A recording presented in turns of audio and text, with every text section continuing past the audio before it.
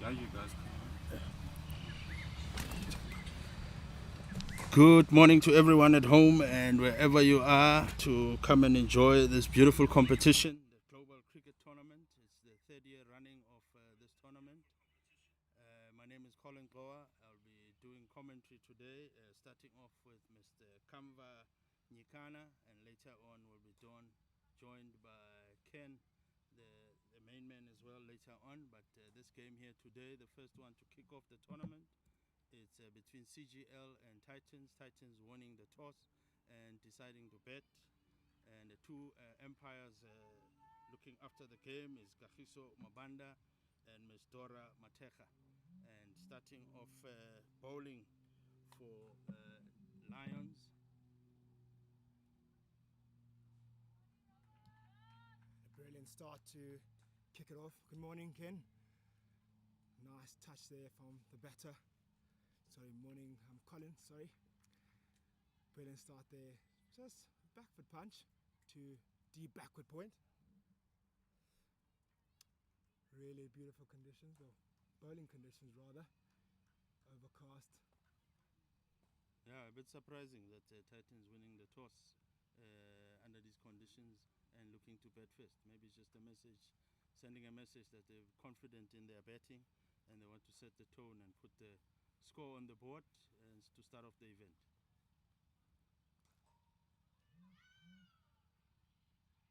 Goes a bit leg side-ish, the second delivery, as the umpire signals wide for that one. Bit of a wayward second delivery to go. I'm still warming up, still trying to get started. Just trying to find the lines and length early on. Yes, interesting decision, Colin, to decide to bat first in these conditions here. Not easy to bat in these type of conditions.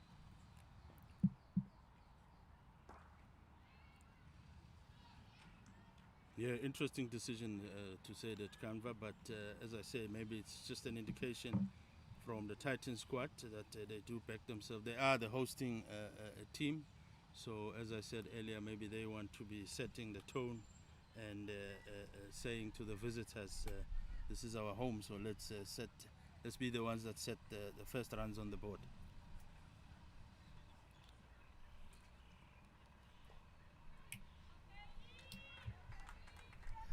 And again, a backward punch into that backward point region. Picks up a single, second runs of the day. And it will be very interesting to see how this pitch plays out. I was there out there this morning, Colin. I'm sure you also had a look at the pitch. Quite a bit of grass on the surface. Maybe you'll see a bit of a tennis ball bouncy on it. Wide delivery and wide signal by the umpire, rightfully so. Bowler struggling to find his lines and length here, Colin. Early on in this innings, hasn't cost her too much yet, but she'll want to correct that soon enough. Yeah, no, definitely. You want to start off very well as a bowler, especially in these conditions, which technically they're supposed to be supporting the bowling.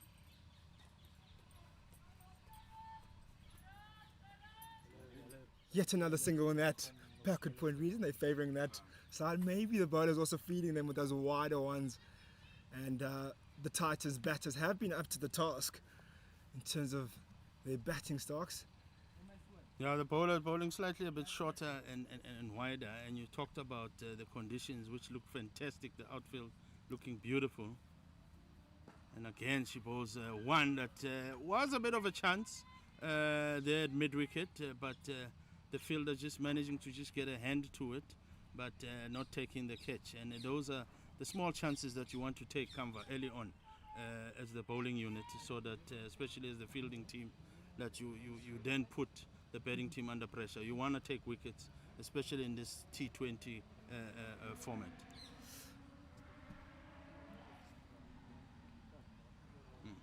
And a swivel across and guides it down to that fine leg region. And just only picks up a single. Does Robin Surley. The batter at the crease at the moment with the partner in crime is Crystal van der Schyff at the crease. It is the end of the first over. Bit of a Away will start maybe to say for the Lions bowler. Didn't really find the lines and length as would have liked to start off. And the Titans batters did take their chances in terms of running their singles, trying to get their eye in early on.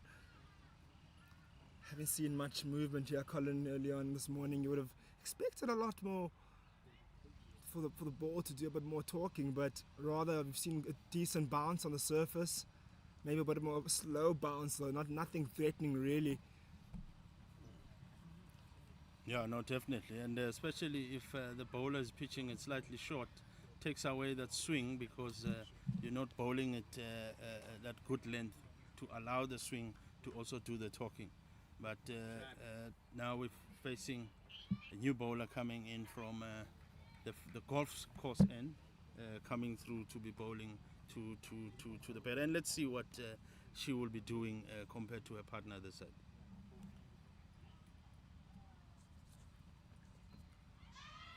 Fullest delivery, licks out-ish. Tried to take a quick one there, but it went straight to the field. There was no run at all. Taking chances early on the Titans, a risky one, but she makes it back in time. A dot to start off the second over. Do you have the link to where the scoreboard is? Oh, it's that edge! Huge appeal, and umpire eventually gives it out. Took his time to make the decision, and eventually he points it out, and it's a wicket early on here for the Lions. Oh, brilliant delivery. Nice full length, and picks up the outside edge, and a brilliant take by the keeper of the Lions. Yeah, brilliant take there by Akari Nishimura. The beautiful take and the bat. I mean, the umpire there, Mr. Kagiso Mabunda, taking a bit of his time. We could hear the nick from where we're sitting, Kanva, and I could hear you as you were commentating to say outside edge, but the umpire taking a bit of time. I think maybe was giving a bit of time to the batsman to see what the batter will do, but eventually then giving it out. Yeah, fantastic take there by the keeper. Yeah, that was Robin Seal to walk out there early on. She was attempting a cover drive there and wasn't up to the task of that delivery. It was a fullest delivery. It was there to hit maybe. She felt that maybe she had a chance to get that one and get herself maybe an early boundary early on. But picked up the outside edge and the keeper take a brilliant take. Yeah, and coming into bat now for Titans is Paulina Mashishi to replace Robin Seal. And bowler doing a fantastic job there. Let's see, and that's what we were talking about earlier, Kanva, that if you bowl it slightly fuller, those are the results that you might get because you're allowing the pitch to also then do its part. And that moved beautifully.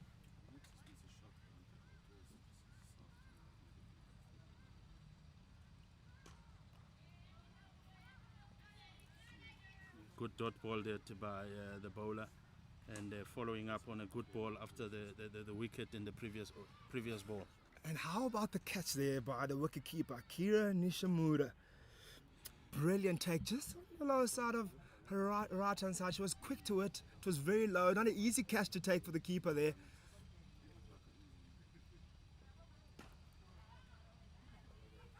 And yet another dot ball. Yeah. No ball that's by the bowler, and I'm sure the umpire there, Mr. Mabunda, will signal the free hit. And but you can see the intent from Mashishi, Paulina Mashishi, with that shot that she's not here to just fool around. She's here to look for runs, which is positive play, which is what you want to see from batters. And Tebogo Masheke clips the legs out, tries to go big, but doesn't really capitalize on that free hit. Only gets a single. I'm sure a new batter coming to the crease would love those early free hits to get yourself in. Unfortunately, couldn't capitalize on that one. Was Tebogo.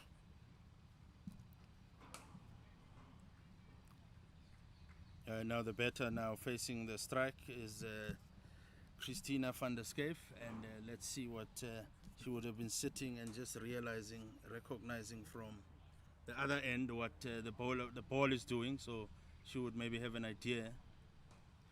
And another nick there again, and a beautiful take by the keeper there again fantastic 2 wickets for the bowler in this over. Beautiful bowling that Kamva. Oh, beautiful bowling it is indeed, Colin. A brilliant take also by the keeper again. Outside of that no ball she bowled the previous delivery, she came back and bowled another brilliant one to pick up the outside edge. It is 2 in the second over. Now the Titans in a spot to bother, 2 wickets falling early on.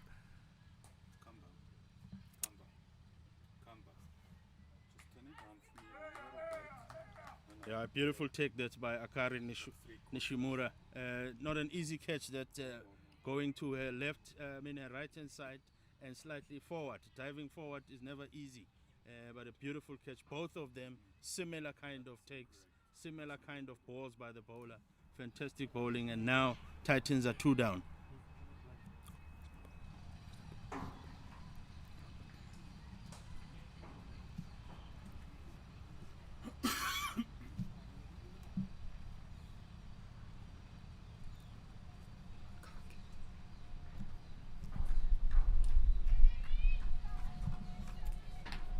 Yeah, good bowling that so far by Kinelo Makake. Just showing that a bit of experience, been around with this Lions setup for some time. Oh, lovely delivery. And a nice straight one there to end the second over. 2 in that second over. A brilliant one. Kinelo Makake picking up 2 there and getting a team into a brilliant start. They're right on top now. The Lions, this power play. They'll look to get on to press on here, using their conditions quite nicely early on. And she'll want a bowling partner to back her up. She didn't have a really good first over to start off with. She was a bit wayward to start off. It wasn't too costly, but she'll look to correct it now this time around in the second over. Or rather third. Yeah, no, you're quite right, the Kamva, and I think the bowler there, Liana Swanepoel, will look to pick up from where her partners left off in the previous over, and she would look to improve from her first over. And immediately they bowl slightly a fuller one, because if you remember in the first over she was bowling slightly short and wide. This is exactly where that's the line she should be bowling, because it paid off from her for a partner on the other side, getting nicks with that outside edge, and if she sticks to that line, she should also be able to be picking up a few sticks, especially with these conditions.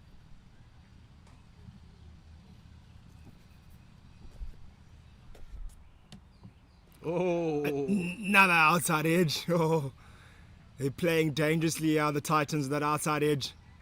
But this time around doesn't go to hand. Lucky enough, goes to third man. Region there. She's finding her airs a lot better now in the second over as Swanepoel. She is bowling a lot fuller, as you said, compared to for first over rather. Maybe I'd suggest a bit straighter would be causing a lot more troubles for the batters. Here she comes. Exactly that. That's the line that you want to bowl. That's where you want to be. That's where you want to hang around. Don't want to give any width to the batters, to allow to free their arms or to give them scoring options to go over the top. You want to be on that wicket to wicket line and trouble them as early on and test that batting technique early on. You will get movement on this pitch. There's a lot of grass on it, so utilize it early on that new ball.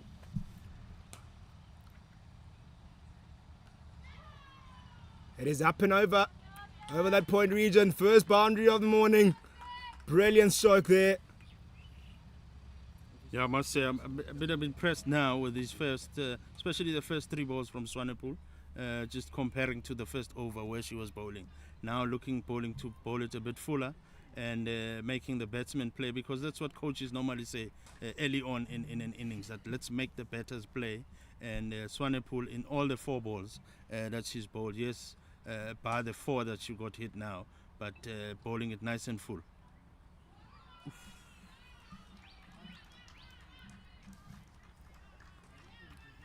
Keeper there, keeping the batter honest. As you can see, as soon as she gathers it in the hand, she attempts to really throw into the stumps, and that may maybe now force the batter to maybe go back into a crease rather than stepping out and trying to get ahead of that swing, maybe to be ahead of that delivery.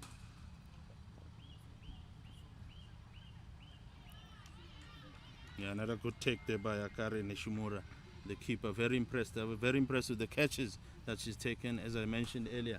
Not easy to take those catches to far right and dipping low, catching them in front.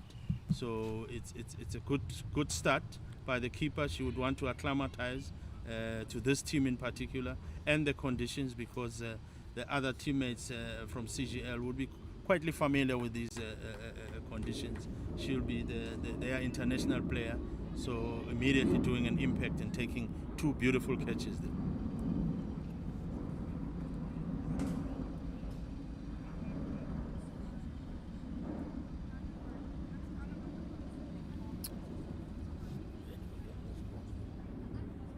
Here comes Genelwe Makake.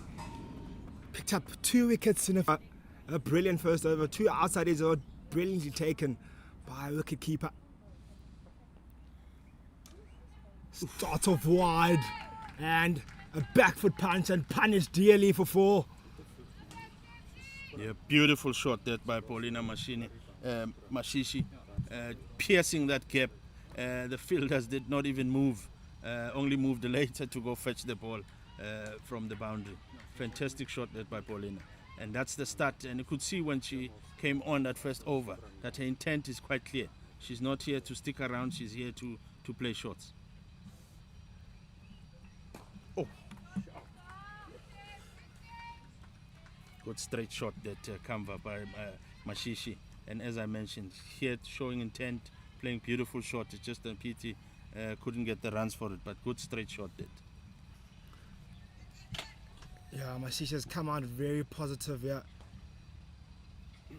Exactly what you need to do in these conditions. You can't hang about.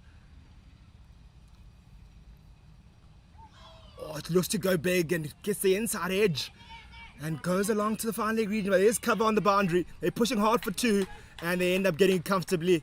Does Mashishi. Yeah, good fielding that by Chwane there at the boundary, covering some huge grounds to just give them 2 runs, just to cover and block that boundary. So I think Makeke needs to improve and just make sure she stays out of that leg side and bowls where she was bowling in the first over, because that's the area that got her the wickets, and that's the area she would want to be bowling at, not down leg side. Another fantastic shot there by Mashishi, and it's just piercing that gap between mid-wicket and that mid-wicket region, and again getting a boundary. So she's on the ball. She's on a mission here. She's not here to stick around. She's here to play cricket. Absolutely loving this, Colin. She came out here as a team under serious pressure, losing 2 wickets early on, and she's coming out here to attack the dangerous bowler, and now it's forcing her to change the length that picked her up the wickets. She's now moving away from that fuller length delivery, because you can see how Mashishi's attacking her hard. And that is the area that Makeke got her wickets from, and that's the place that you want to be bowling at. Get out of that not too straight bowling like the one that Mashishi clipped for 4, and the previous one that came and was saved by Chwane. That the area that she needs to be bowling at, and the area that got her wickets in the first over, was just outside off stump, slightly fuller, and that's where she was able to get wickets. Goes big, hits it hard into that mid-wicket region and picks up that gap quite nicely, and it's a boundary again for Mashishi, dealing in boundaries here early on. Very, very positive. And she's turned the momentum now. It's all Titans at the moment. It's all Mashishi at the moment, getting those boundaries, and she's just moving in boundaries, and just in that over, managing to get 3 boundaries. So that's good betting so far from Mashishi, and I think this is the reason, or that's just why Titans won the toss and wanted to bat first. They wanted to get those runs on the board. Yeah, it seems like positive energy is the word of the morning for Mashishi, coming out there, not looking to hang about at all.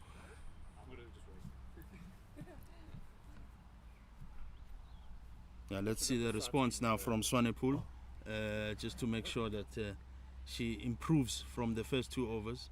The second over, I must say, there was huge improvement in terms of the line that she was bowling.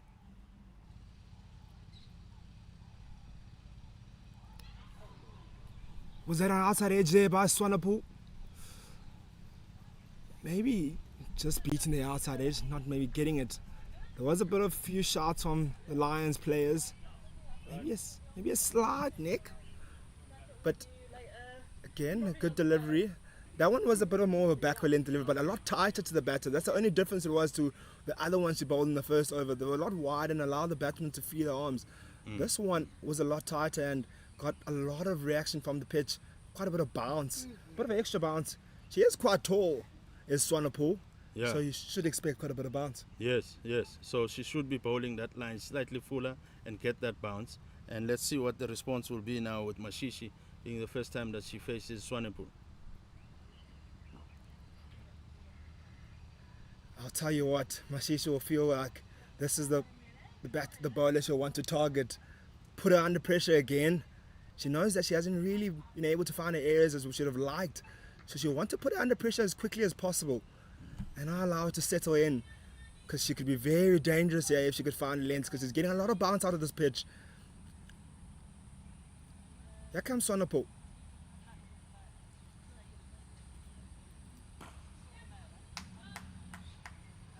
Misfield there. A bit of a misfield there.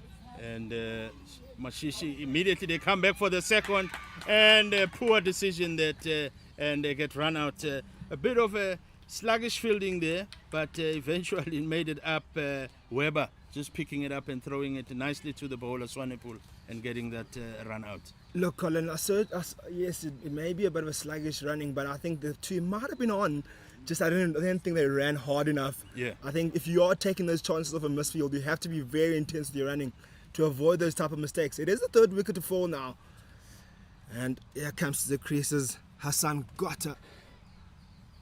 Yeah, so Chubati coming into field, to bat, to come through and now Titans slightly under pressure because now they're 3 wickets down and this is not the start that they would want it, especially after winning the toss, deciding to bat. A bit of a freebie wicket there given away. After kind of getting a bit of momentum here, after losing their first 2 wickets were the Titans, they were on a bit of a spot of bother, then they fought back in the last 2 overs to get quite a few runs off Mashishi's bat, and then this time around they gave a wicket away.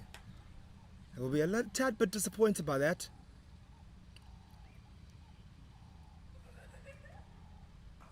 Swanepoel to Mashishi, and Mashishi cuts it just over those covers and 2 bounces for 4. Mashishi looks like she's only moving in boundaries, Kamba, and she's on a mission. Swanepoel there again, bowling it slightly loose and outside off stump, giving Mashishi that free space to swing her arms, and that's not the bowling that the Lions coaches will be expecting from Swanepoel. Yeah, you certainly can't bowl it there. Those are freebie runs there, especially for a batter in good nick like Mashishi.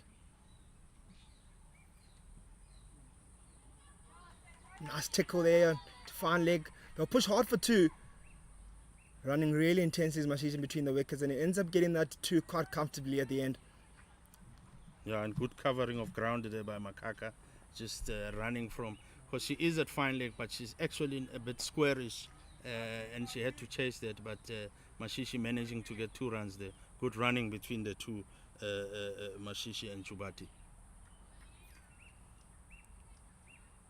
Let's now see the response from Swanepoel. What area she'll be looking to bowl.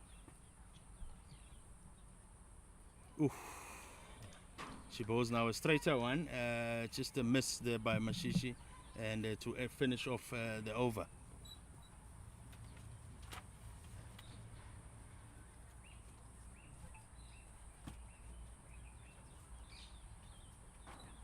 And it looks like there will be a change of bowling for the Lions from that golf course end, and we'll just have to look at who will be coming through to replace Makaka from that end.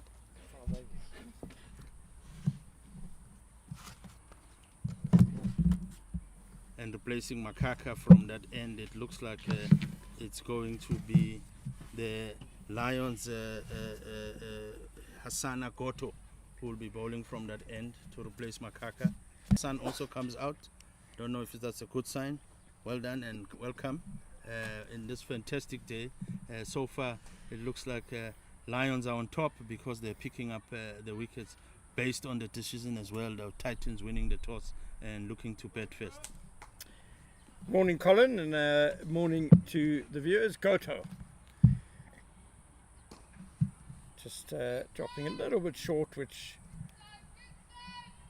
allows Goto to lean back and slap it down to long on for a single. Yeah, that's a first run for Chubati there, and now Goto bowling.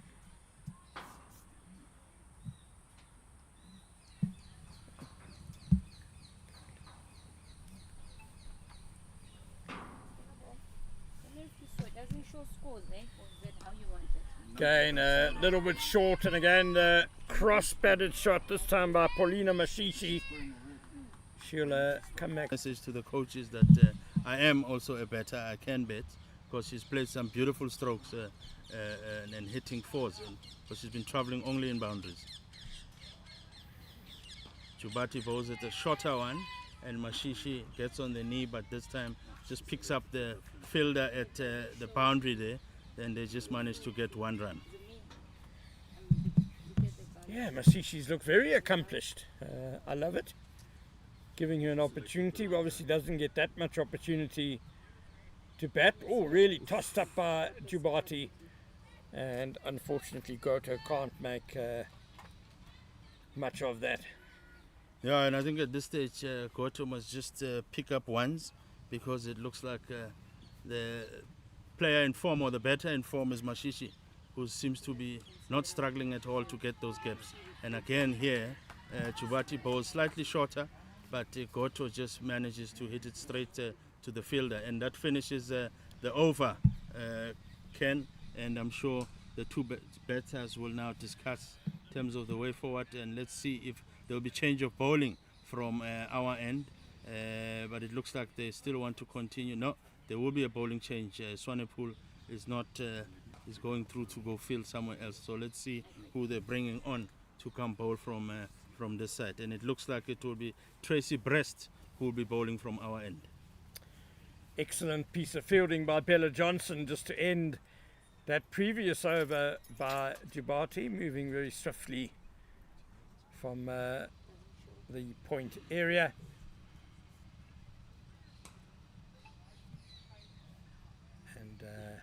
Umpire Dora Matreka just signalling the end of the power play.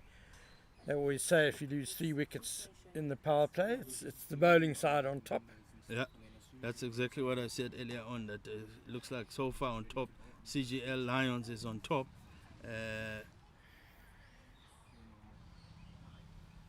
And Tracy Breast starts off with a loop, but there's just Mashishi scramping through for one day and managing to get home safe. And yeah, the 3 wickets early on is not what Titans would have wanted, but winning the toss, I'm sure they want to set the tone. Also as the host, they want to put the pressure early on in the morning to put the runs on the board, so that they can say to Lions, you be the ones that chase. As we always know, and it's always been said, that runs on the board put pressure on the team that will be chasing. Breast certainly gives it a good loop, just a little bit too wide there, gets away with it. Yeah, I might have been tempted to bowl first, Colin, I must be honest. The pitch felt quite cool this morning. Oh, the reverse sweep comes out, well played by Goto. She'll get a single. There's bound to be a bit of overnight moisture. Yeah. Still in there. It's a well-grassed pitch. It's pretty overcast here in Irene. Bit of turn from Breast, too much down the leg side wide. And I think if the sun does come out and just there's quite a lot of live grass on the pitch as well. With a bit more sun, the pitch might speed up a bit. Yeah. Nicely. This time Mashishi hits a straighter one. The fielder does a fantastic job. They just managed to get one. Very, very impressed with Mashishi, particularly, as you said, Ken normally should bat down the line. This time She was sent in up early, and she's currently still doing the job that the coach would want to do. And this time around, it's her partner who's hitting it straight, and there's a bit of a chase, and a good stop that by the fielder, but they're managing to now chase, come back for the 3. Good running between the two batters there.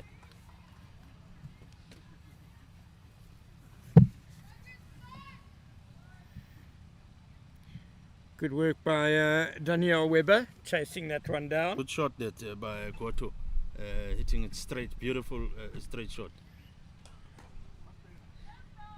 Oh, good step that by Neo. That end, they will still continue with the bowler in Chubati. I mean, yeah, Chubati who took over from that end if she will continue, and it looks like it will still be Chubati bowling from that end. Yeah, Liam Chubati to continue, bowl her second over. Nishimura behind the stumps, 2 great catches low down, as you said, Colin, and she could have had a third, which was probably the toughest of the lot. A lot high to her right. She just got a hand on it, but couldn't hang on.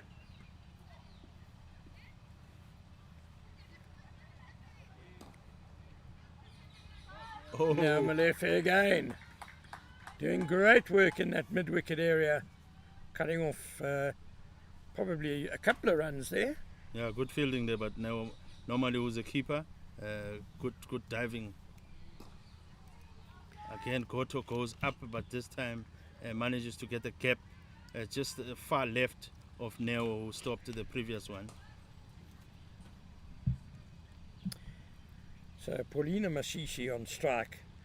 I mentioned she's not that well known for her batting. I'll just give you her career stats between deliveries there. Nicely tossed up by Jamati, sliced up in the air and put down.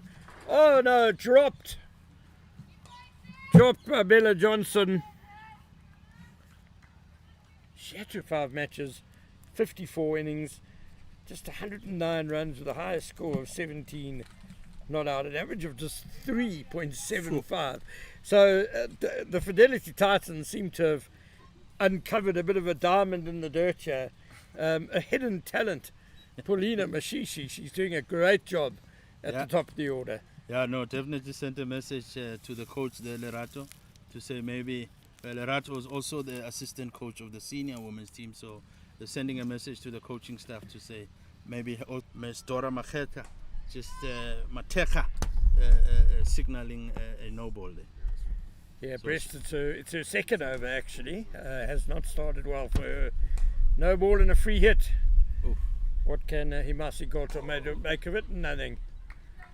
Swing and a miss. A let off for Tracy Breast and the DP World Lions. Now, if you compare, Ken, if you look at Goto and you look at Mashishi, there's a bit of intent with Mashishi when she hits the ball. She wants to hit it, not just hit it, but hit it far. Oh, and she's timed it well, hasn't she, Paulina Mashishi? I've been very impressed. Never really seen her bat for this long. Clearly some hidden talent there. And Himase Goto is also getting going with her innings. Nicely flighted by Breast and just down to long off for one. Goto hits her pad in frustration, but I don't think there's any problem with that. She's doing the right thing. Yeah. Taking the one, get the set Paulina Mashishi on strike. Perfect. That's exactly what you would want her to be doing. And Mashishi again, it just hits, and this time beautiful fielding, and it looks to be a run out and no, safely home. Goto makes it safely home, and because she was looking to run one there, but was sent back by Mashishi to say there's no one after a brilliant fielding there. Well, it was a very nicely played sweep shot by Mashishi. Picked up the fielder though, and Titans have already had one run out in this innings. Don't need another. Too short from Breast, and that's going to beat square leg, but there is protection on the boundary, so just a single. Yeah, the only way to control this Titans innings for the Lions is to pick up the wickets. And I'm sure now the wicket they'll be looking at, which all of a sudden it's turned to a big wicket, Ken, is now Mashishi. Bit slower from Breast and a bit of turn, but it's down leg. Wide is called. She's got a nice loop, Tracy Brest, just the direction has been a little bit scattered so far in these couple of overs. That one's going to be another wide. Very impressed with Nishimura, the keeper. Ken there doing some good stops. Earlier on took those 2 brilliant catches, but even with these wides, even one with down leg. Yeah, see, that was better by Preston to end the over.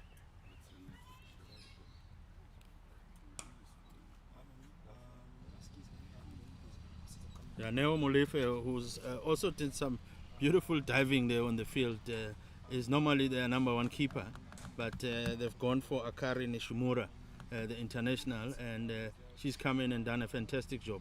And now you can see the reasons why. And that's also meant that Neo now needs to be on the field, fielding in the ring, but she's done some beautiful stops diving for a few.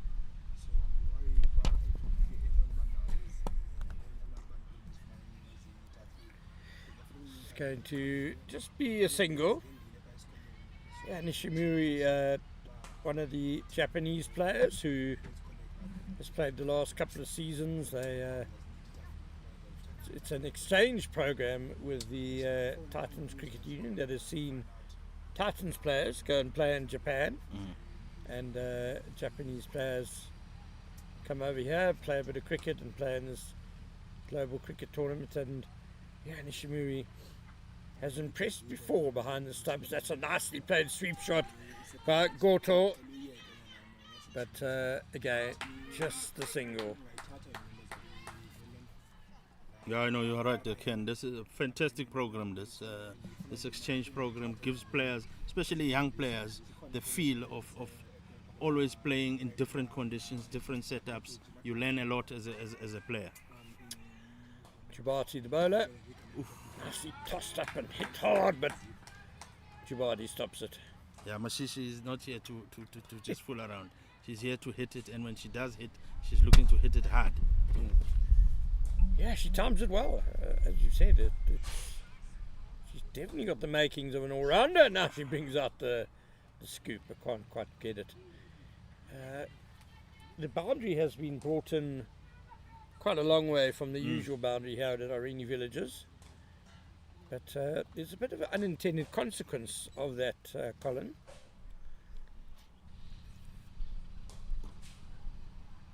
Dragged across to the leg side. And that kind of illustrates my point. That's into a gap through mid-wicket. But they can only get one because the boundaries are closer in. Yeah. It gets quicker to the boundary fielders. And we've seen very few twos today. And I think threes will be a real rarity. Nicely struck. It's a lovely shot by Goto. It's beaten extra cover. Well hauled in just before the boundary. This could be a 3. No.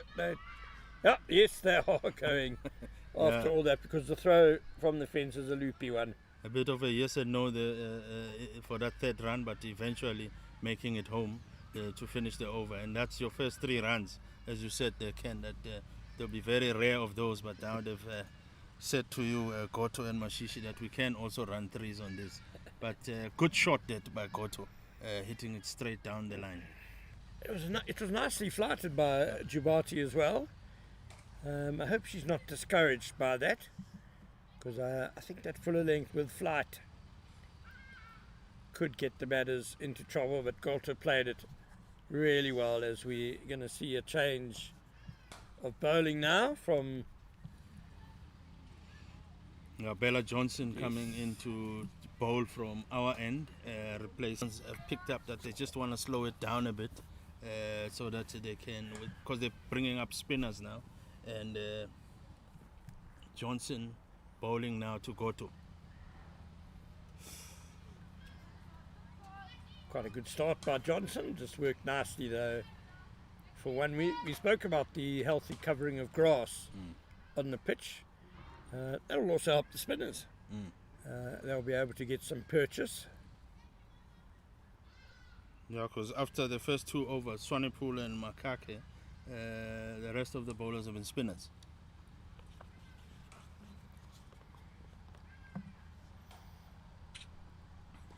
Beautiful. It looks like she's working very hard to spin that ball, Johnson. As you can see, as she's about to release that flip of the wrist and looking to get the 10. So far, not getting much of that 10.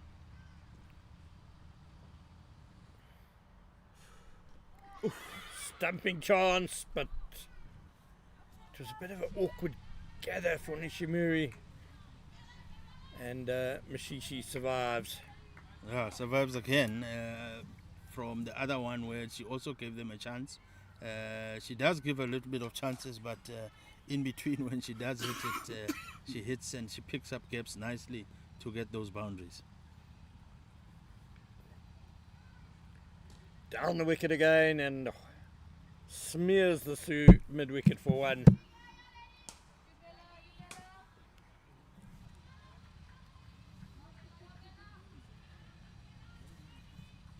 A bit of change of fielding there as well for Goto now. They've picked up that Goto looks to play straight. And there she hits it straight to looking at that gap in mid. Bit of an attempt there for a run because she was looking for one, but was sent back by Mashishi. She plays it straight and looking to hit mid-on, mid-off region. And that's why her field is slightly straighter compared to what it is for Mashishi. Captain Madison Lunsman not only setting a good field but alert herself in the field to cut off the one. Goto's got that one away down to long on. Jenna Evans with the fielding. Both Lunsman and Evans are regulars in the DP World Lions senior team, senior provincial team, along with Nao Malefi this season. Liani Swanepoel plays fairly often as well. No, it looks like they'll continue again from the golf course end with Jubati, who will be bowling to Goto.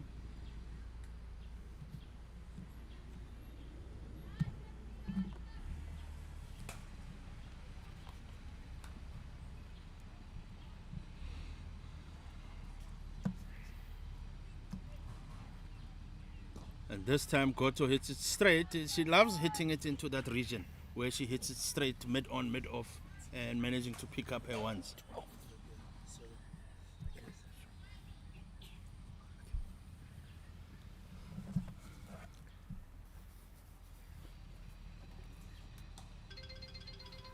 Mashishi, good calling by Goto as Mashishi on the sweep there. Didn't get all of it, but Goto was very quickly through, pressure on the fielder, and the fumble came from Liani Swanepoel.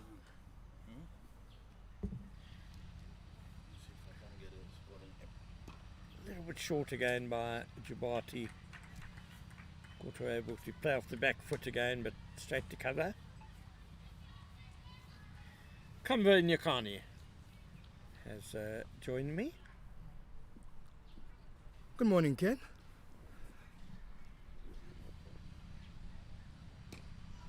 Again, it's too short from Jubati, and they're going to come back for two.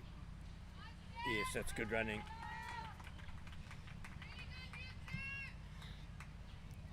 Good morning to all the viewers once again, and we do apologize for the scoreboard, not a score update that we haven't received, but I do have a score for you.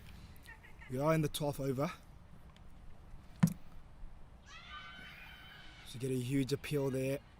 It is 71 for 3 after 11.4 overs at the moment.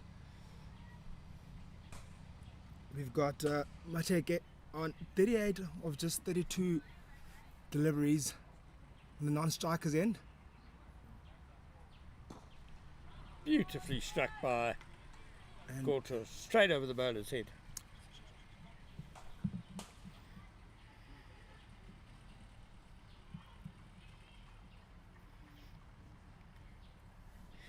So that ends the over. Runs ticking along nicely between this pair, Mashishi and Goto.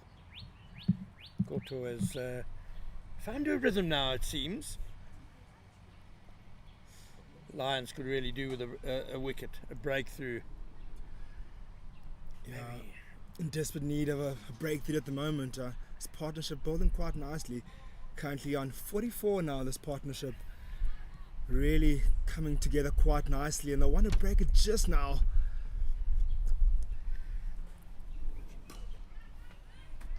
Big heave leg side down to the cow corner region, and good covering on the boundary.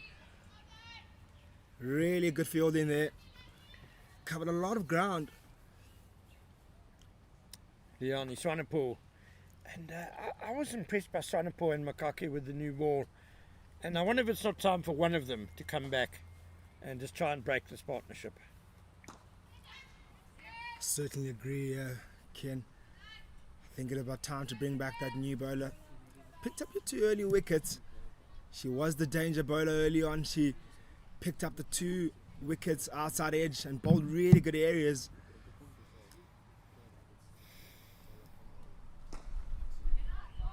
Maybe the concern was that she was attacked in her last over. She went for about 2 or 3 boundaries in the last over she bowled before coming out of the attack. So they made me be concerned by the captain of the Lions, maybe worrying that she might be expensive again.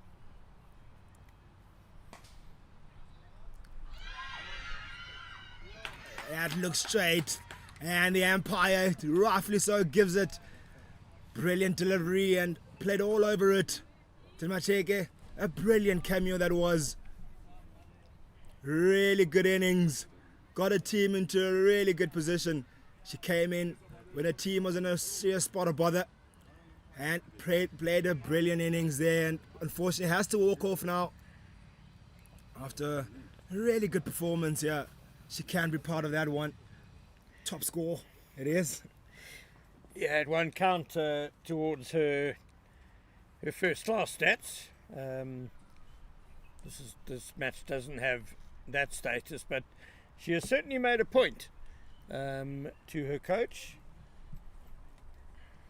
And we spoke about the Titans assistant coach, Lorato was here being the head coach for this tournament, but the usual Titans head coach, Pierre de Bruin, is here as well. Preparation for when the provincial season resumes in February. So that's why there are a few regulars in the Titans team who are looking for game time. Robin Searle, we saw her unfortunately get out early. Katie Pryor is back after being out for a long time with injury. Illness rather than injury. And the likes of Tebogo Macheke, Paulina Mashishi herself is a stalwart of the Titans senior team.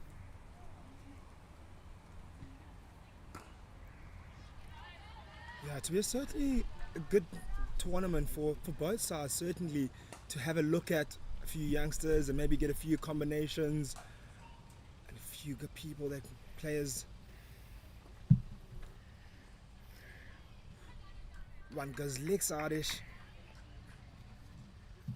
It's a bit too much turn there, rather. And certainly a good take by the keeper. Good hands.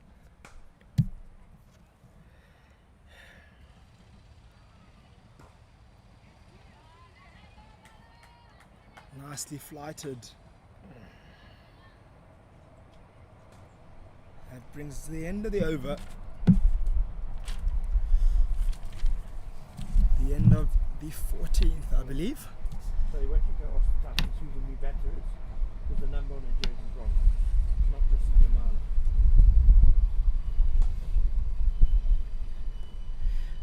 Well, I was going to say that the DP World Lions and Captain Madison Lunsman needed to decide who their strike bowler is, who was most likely to get a wicket. And, it was the spinner. It was Bella Johnson who delivered the very timely breakthrough for them.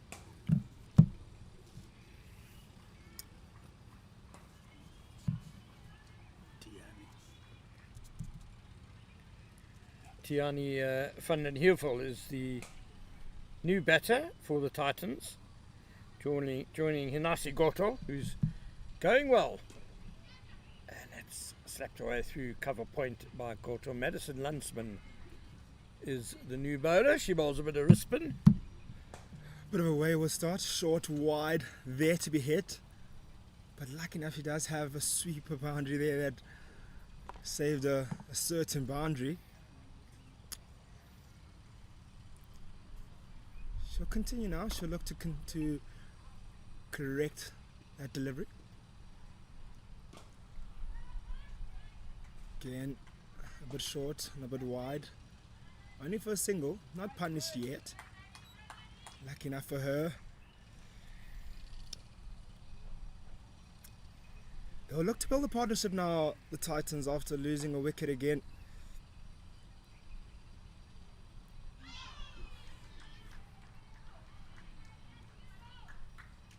Bowling it nice and slowly, is Kent really giving it a bit of flight. Oh, that one was quicker and flatter, and it beat Van den Heuvel.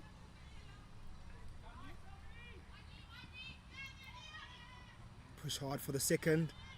Really good running there by the pair. Ran really hard. They were very sure of that too early on, and that's what's important when you look to run in between the wickets.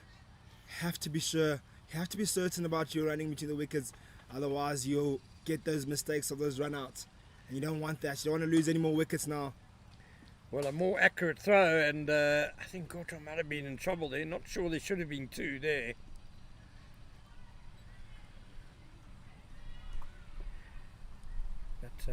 The risk taken, and worth the risk for the Titans as they head into the back end of their innings, and just looking for a bit of a late burst here.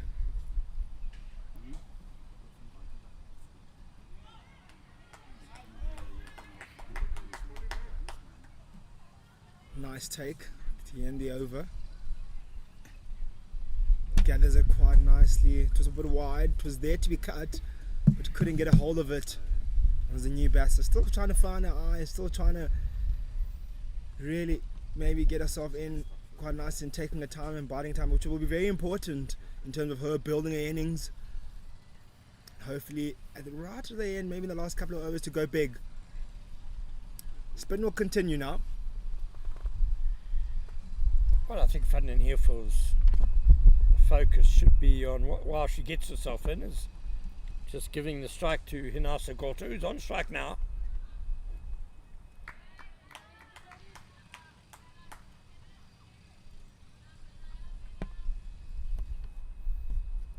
It's probably around about that time now where the Titans will start to wonder what they want to set, what score they want to put on the board.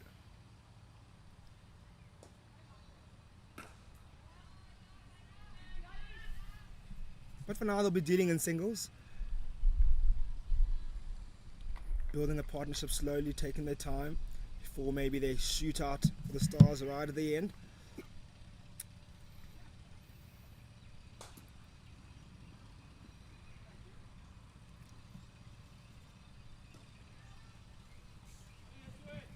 Another single, they're over. Drags it right across the body, takes it right outside of that off stump on that 6 stump line and pulls it right across to that deep square leg region for just a single. They're dealing in singles at the moment, and the Lions wouldn't mind that, Ken. At the moment, they certainly have a bit of control and have slowed down the rate significantly.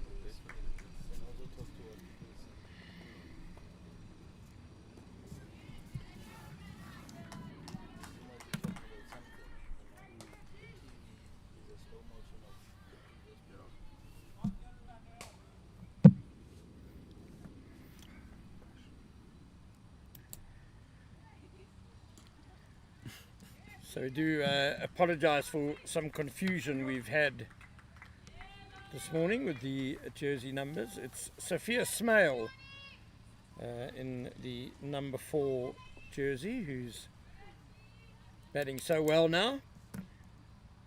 along with Tiani van den Heerfel, who's just come in.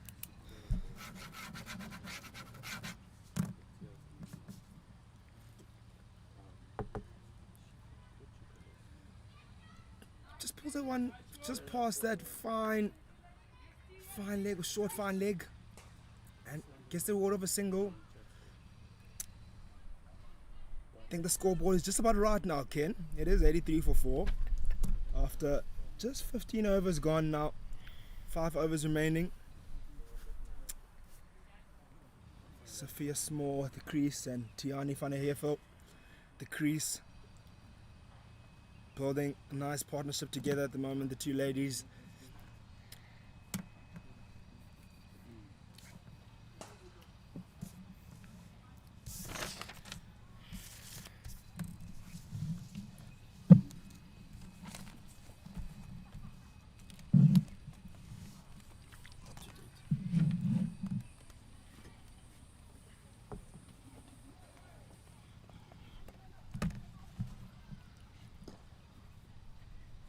As we start the 16th over, we'll welcome back to the commentary box is Colin.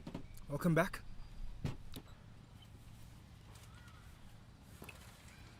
Thank you, Kamva. And the batter there hitting it nicely to Sophia, hitting it straight to the fielder there at mid-on, just to pick up a good one. And as we look now, with as we said earlier on, apologies about the mishap in terms of numbers. Score now being on 84 for 4. And a big shot there by the batter there, Sophia, getting over but managing to come back for 2 runs. I'm sure now, Kamva, there will be some sort of a target or an idea of what the target could be. They've now seen enough, I think, of the bowling. They've now seen enough of the behavior of the pitch. It should give them an idea what would be a good score to set here for Lions to chase. Yeah, certainly that time now. Around about that time. Oh, brilliantly hit there. Oh, what a stroke. What a shot. Really just puts the bat there. She stepped right across and met that one on the full and timed it really well and beat that fine square leg. Yeah, good shot that by Sophia Smale. Picking it up nicely, just getting on the knee there. She's now started off. Remember, she was earlier on being a support system to Mashishi. She's now the senior batter in terms of having seen enough and having been there enough. She's faced enough balls now, and she will be looking to. The team will be looking up to her now, and this time hits it over the bowler. Not running that first one hard as the coaches would normally say. So they would have settled already from as he hit it that. We'll just pick up one and be content with that one. Look, Colin, I have to commend that boundary again. That ball is not being bowled quickly. It's really bowled quite slowly. So it just commends the timing of that stroke.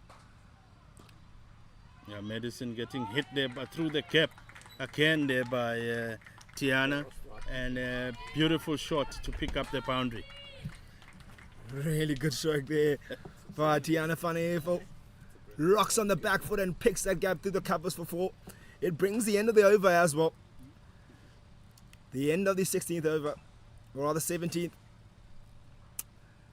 Yeah, finished off badly there from Landsman because they didn't just picked up one boundary before that, and now they're finishing off with the boundary, and it takes the score now after 15 overs to 96 for 4. So far so good for the Titans team.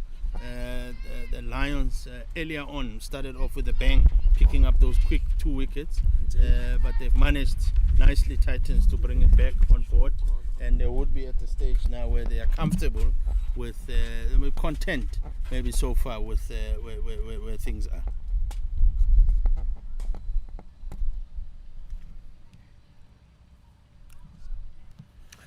Start off, he's 17th over now. It is 96 for 4, as you said, yeah, Colin. And there's about 4 overs remaining now, and we just spoke about it just about that time now where they'll start deciding what is the target. I'm thinking they'll be looking around that 135, 140 mark if they can go big here at the end. They'll be heavily reliant on the batter, Sophia Small, who dances down the ground to start off He's 17th. Only gets a single for it. Just looking back, last season, this tournament, 150 was a good score here, Kamva. Those were scores that were winning teams' matches here. And slightly maybe on that back foot. Yes, it's not on the same pitch, same different tournament in terms of different year. But the start that they had Titans earlier on with those 2 wickets down. Oh, brilliant stroke. Rocks on the back foot and hits it over the cover region for a really good boundary. They'll be doing a lot of that now right at the end. They'll want to capitalize on any short deliveries or any loose deliveries now. Yeah, good shot that by Tiana. Just picked up the fielders there that they're too close, and all she just needs to do is just chip it over them, then she's safe. Again, but this time around straight to the fielder. Yeah, it means Tiana is thinking, Kamva, because if you look the previous shot where she chipped it over the fielders knowing there's no one at the boundary. This one around, she chipped it over, but did not hit it as hard as the previous one, because she just has to go over that gap, and she knows that there's fielders at the boundary. If she was going to hit hard, she was going to get caught. And this time around, she does exactly the same thing, but hits it on the ground, and just manages to pick up one. Really good smart batting here, and they see as soon as they know that they can't get a boundary out of the delivery, they rather rotate the strike. At least you're still ticking, the scoreboard is still ticking. Forgot to mention that boundary there, it did bring up the 100 for the Titans. It is 104 for 4 now at the moment. These two's the partnership is also looking quite nice, just over that 25 mark now. They'll want to maybe get it over that 50 run partnership. They'll want to be there right until the end, these two. Oh, looks to go down the ground and pulls out of a stroke, but gets a single. Exactly what I was talking about. As soon as they see they can't go big, they look for to rotate the strike. Really smart batting. They don't allow themselves to get bogged down or to accumulate any dot balls, which is really smart. Yeah. A bit silly there from Bella Johnson, bowling a no ball, especially as a spinner. That's criminal. Gets picked up now, and they're looking to get the gap, but good, nice fielding there by Swanepoel to just save the one from that free hit. Yeah, Titans didn't capitalize on that free hit, only getting a single. It is the end of the 17th. It is 107 for 4 now. 3 overs remaining in this first game of the tournament. They'll want to go big now. 18 more deliveries remaining. Yeah, you mentioned it, it's at 135. They're looking slightly a bit short from that now. 135 with just 3 overs remaining. So they're going to need to do very, very well, this partnership of Sophia and Tiana, to get close to 130, which I think would be a decent score. And now the sun also comes out, which would be beautiful, I think, for batting later on. I say here, get your batter on strike to go for the big runs. She's on 36. Here's Sophia Small. Here's change in bowling. Okay. Correction. Makake. She bowled the first 2 deliveries early on, picked up 2 wickets in the first over. Brilliant start she had in the first over. Then in the second, she was punished. She couldn't really find the line, or she was put under pressure rather. I don't think she bowled really badly in the second over, but she was put under serious pressure. They took her out the attack. Now she's back into the attack. She'll be looking to close out the innings for her side. There was a chance there, but fielder having a shy there, but made it in time there, Sophia, to come back, not to get run out. And yeah, you're right. Neo Makake started off beautifully earlier on. She's the one that picked up those 2 wickets, and beautifully taken by the keeper, Nishimura. Those beautiful catches on the right, and they were dipping, which is a bit more difficult. And this time, Neo bowls it slightly fuller and gets picked up beautifully by Tiana. They're looking for the second run, and they are going to make it comfortably home.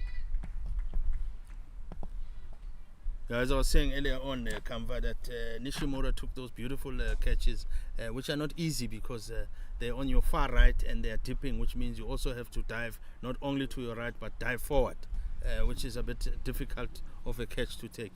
But she did that job fantastically. Oh, brilliant. Clips it leg side and picks up another boundary. Oh, what a stroke. That's all timing on that one. Didn't look to power it much. And beat that fielder. That square leg had no chance to get to that one. Yeah, if you look at the replay there, Makaka just bowling it slightly down leg, and she won't be happy with it as a senior bowler in this team. Lots of experience. It's not the area that she would be looking to bowl, especially this time of the over, because now you're right at the end of the bowling and you want to be tight as possible. That if you're not getting wickets, at least you shouldn't be giving away easy boundaries. Yeah, freebie runs there. You bowl on the legs, any batter will punish you there. You don't want to bowl there, especially this time of the innings. You want to be a lot tighter and maybe target those block areas, those zones that are difficult to hit.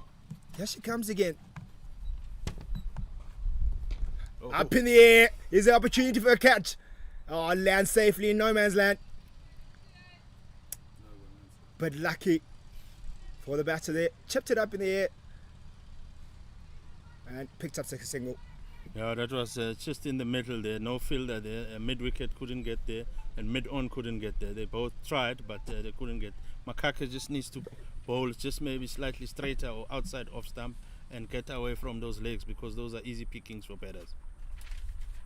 And this time around she goes on the knee and picks it up. 1-2 bounces for 4. Fantastic batting that by the batter there, who's in good shape, Sophia. She started off slowly when Mashishi was still batting, but then managed to come through and do a fantastic job. And now she's carrying on, and this is exactly what the Titans would be looking for from her. She needs to take them home. She needs to stay there up until the end. Yeah, it's certainly smart batting. There's no fine leg in place. You will see that fielding change now. She was very smart to play that stroke there, because you could see there was no one in that area. And swiveled across and just put a bat there and allow that ball to hit her bat more than anything else. And she got the rewards for the thinking.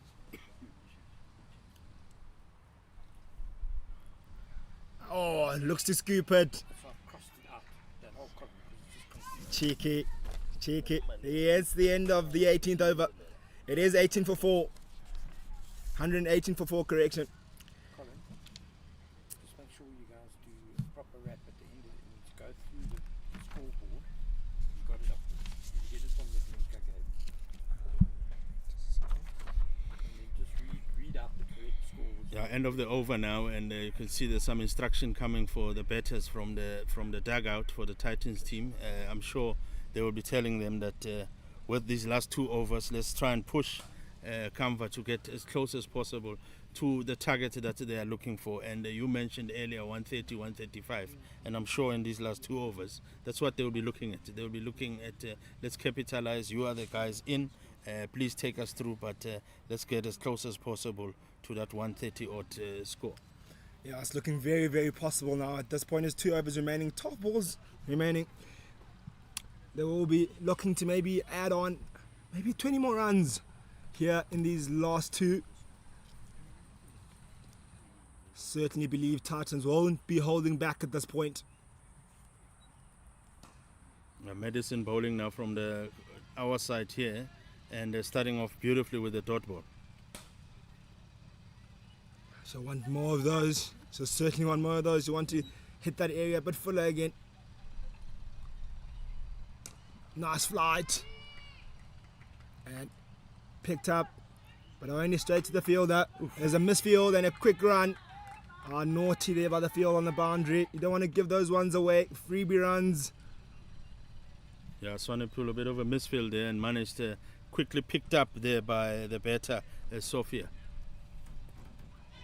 Outside edge and drop short of the cover fielder. Brilliant effort.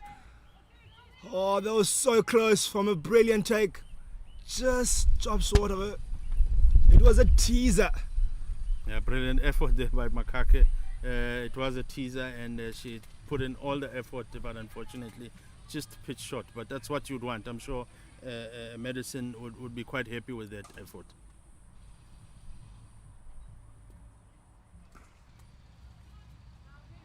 This time around, she makes sure Neo Makake with the fielding, making sure that she stops the runs. And so far, 2 dot balls in this over from Lenson in terms of being the second last over. That's exactly what the Lions would be looking for. Dances down the crease and goes straight, but 1 bounce to the fielder. Certainly a good over so far. Only costing her 4. A good picking up there by Yana Evans. Mostly fielders will run in quick and end up missing that ball, but she did a fantastic job just to wait for it. Just give them 1.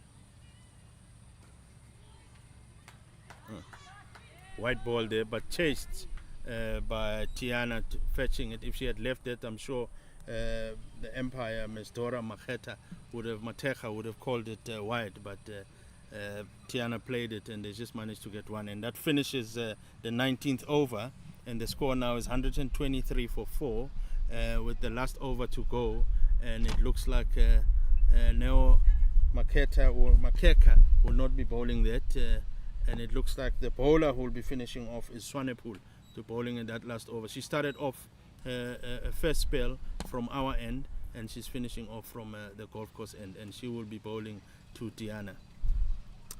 Yeah, Swanepoel will look to finish strong here.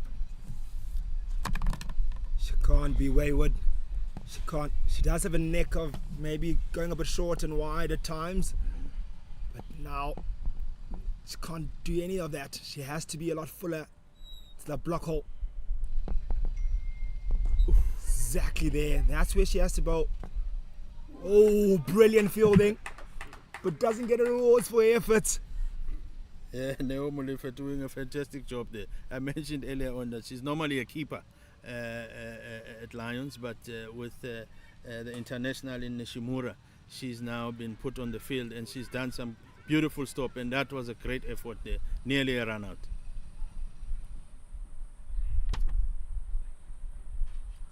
Oh, brilliant stroke, and up and over the square leg, or fine leg rather, and it's a boundary. Yeah, good boundary there. Good boundary for Sofia, which will take her to 45, and that's exactly what maybe that instruction was from the dugout to both the batters, to say, let's finish strong here. Last 2 overs, now with this last over, and that's exactly what they want. And she would know that she's sitting on 45, potential 50 on the line, and there's still a few balls left. She really favours her stroke. She likes to go down on 1 knee, and they've plugged that gap now, or that area. It's time for a reverse sweep. What would you call that shot here, Colin? Reverse pull? Do you call it? She should have just stuck to the way she's been playing, because as I mentioned earlier, she's on 45 and there's now about half the over left, and in order for her, not just necessarily her to get a 50, but for the team to get as close as possible, just over that 130, 135, they need her to be playing the way she was playing.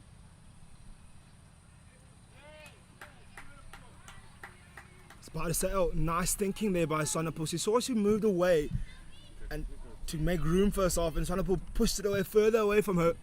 Really good thinking here by the bowler. I think it's really good thinking, because that's what you have to do as a bowler. Watch the batter right at the last moment. Then you can always change that length, that line, and she did exactly that.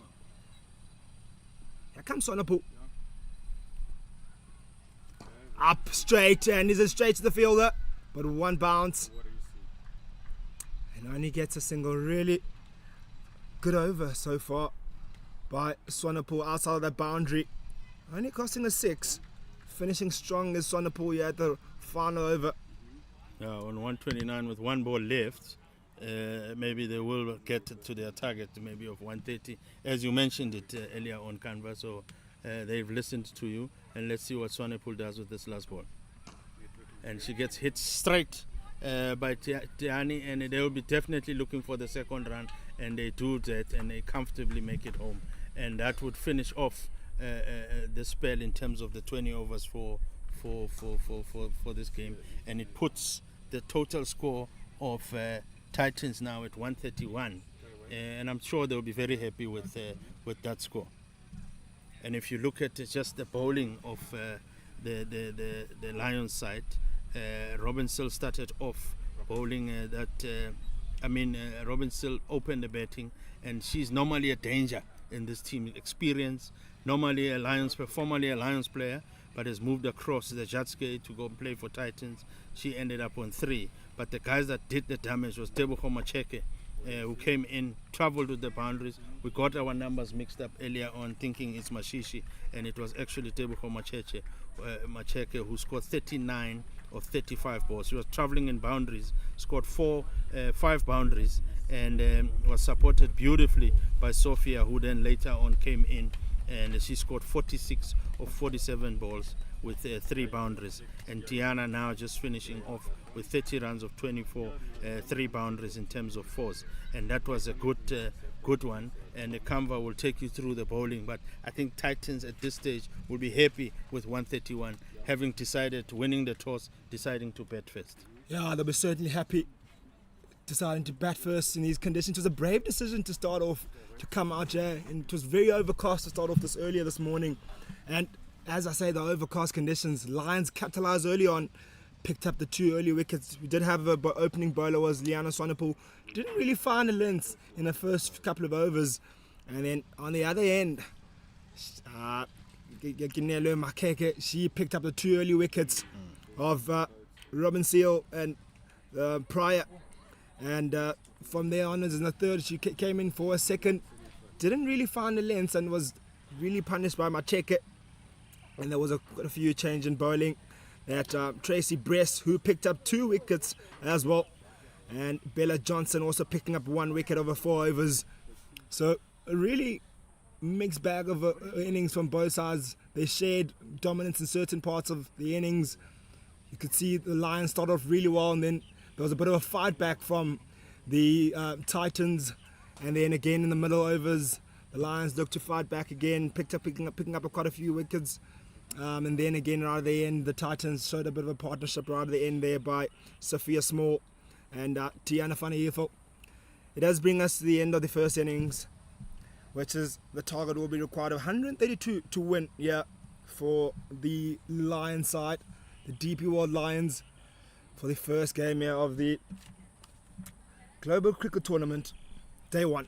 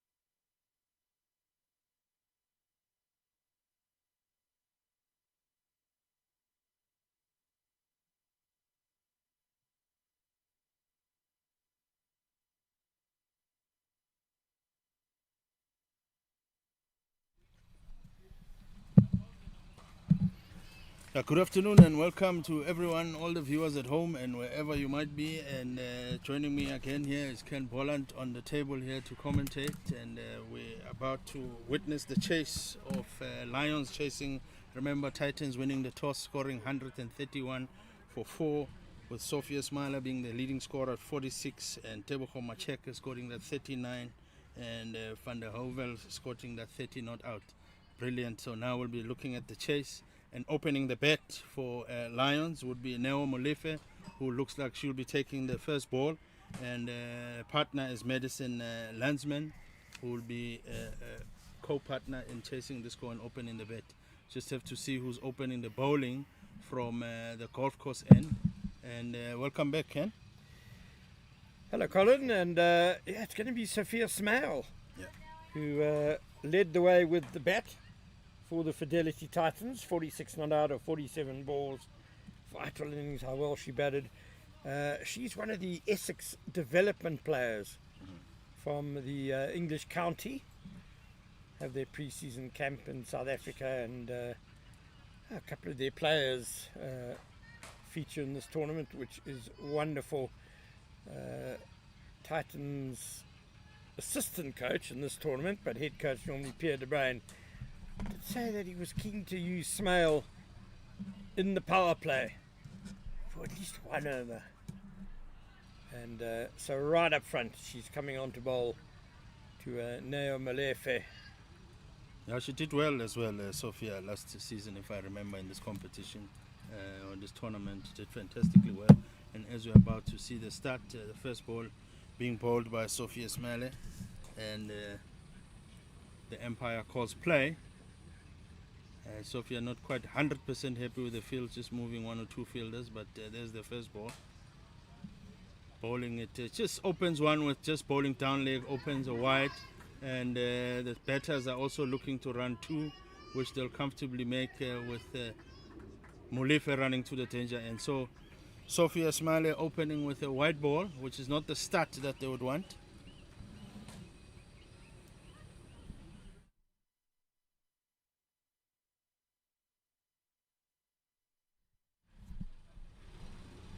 Sophia Smiles just bowling it, and this time again bowling it down leg, but this time around Neo Molefe just clipping it to that mid-wicket region.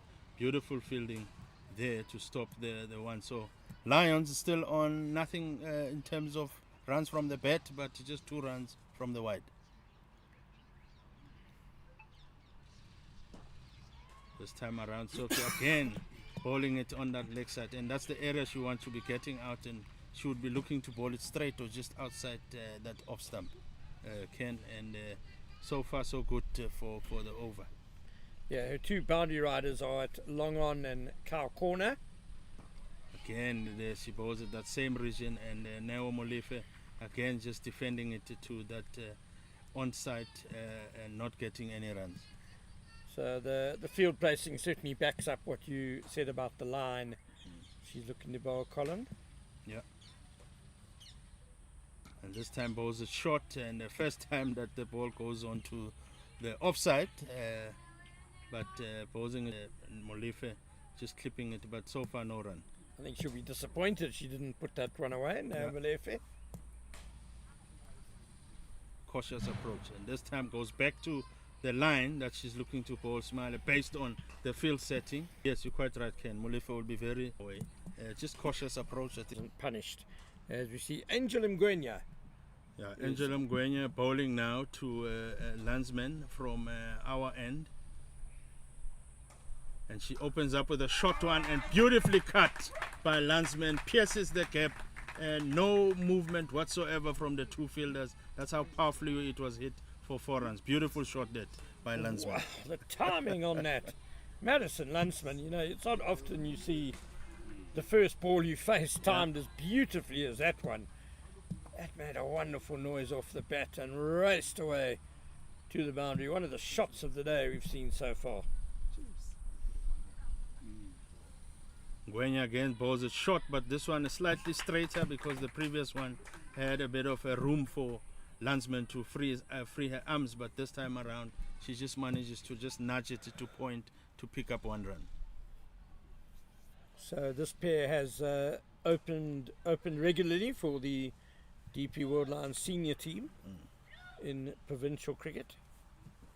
Madison Lunsman is just 21 years old, and Malefi's still well in her teens. And this time Ngwenya bowls it straight to Molefe. Molefe, a slight cautious approach we saw in the first over. And you're quite right, yeah. I witnessed that first 50 that Molefe scored at the Wanderers when they were playing against the Western Province. And now she's a bit of experience, but still very, very early stages in her career.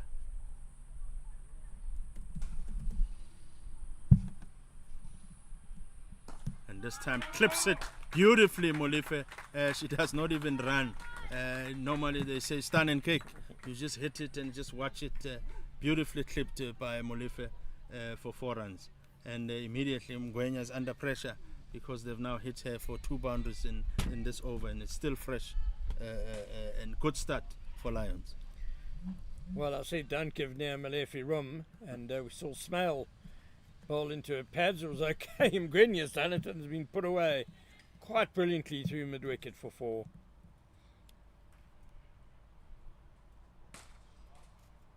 And Ngwenya this time bowls it short and wide, and Molefe has a sweeper there but misses it.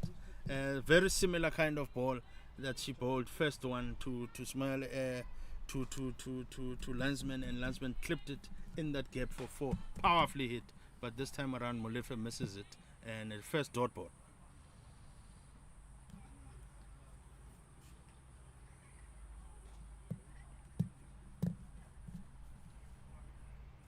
Oh, beautifully bowled by Ngwenya, straight, and takes that metal stump.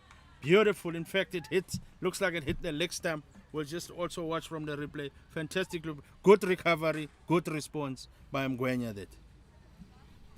Well, Molefe, not much footwork by her. She was kind of prodding with the bat a bit, and Ngwenya getting a bit of movement off the surface. And that's the problem if you're not using your feet. If there's any movement, it can beat the bat. She might have just got a bit of an inside edge on it as well, Malefe, but that's a pity. She was looking good out there, but she falls early. Bowled by Ngwenya for 4. Just that one boundary hit by her. And an early breakthrough for the Fidelity Titans.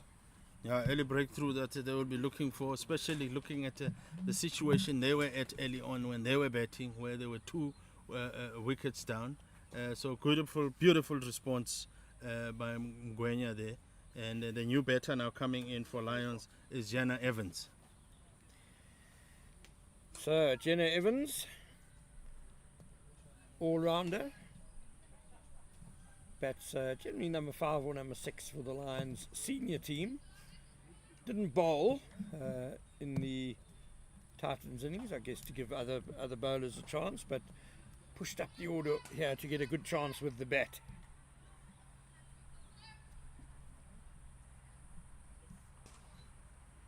And the bowler now bowls it straight to the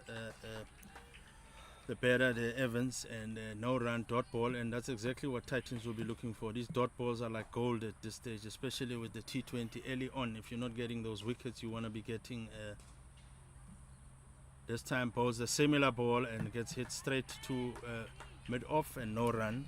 And as I was saying, that this is exactly what they will be looking for. If you're not getting wickets, let's not give them runs whatsoever. Good start so far this by Titans. This time around, Evans beautifully, just without looking to use any power, just opens up the bat and picks up a beautiful one towards the left-hand side of point. Skillfully done by Jenna Evans. Smale is tall, and she bowls it quite quickly as well, so she's difficult to come down the wicket to, which means batters need to find other ways to rotate the strike against her. You don't want to be dotted up a whole lot of deliveries, especially here in the power play. Yeah, smiling out to Landsman, and Landsman just hits it straight, but to mid-on there without or that mid-on region, but they don't pick up any runs. You're quite right, they can. I love her approach as well. Smiley, because she's cautious and slow. She could pick up any movement from the batsman early on. And there again, this time around, Evans just hits it straight to long on, and she just managed safe runs. That's safely played, safely guided to that long on to pick up a 1 run. Yes, it's a very measured run up, isn't it? And then suddenly the ball comes out quite quickly, and from a good height as well. And Yeah, she's pretty accurate as well. No thinking of the second run. She's going to need to adjust that line immediately, Gwenya. Otherwise, so far it's easy pickings for the 2 batters. Yeah, Landsman timing the ball beautifully again. She actually, after playing in that Under-19 World Cup for South Africa in 2023, made her full senior international debut for the Netherlands in 2024.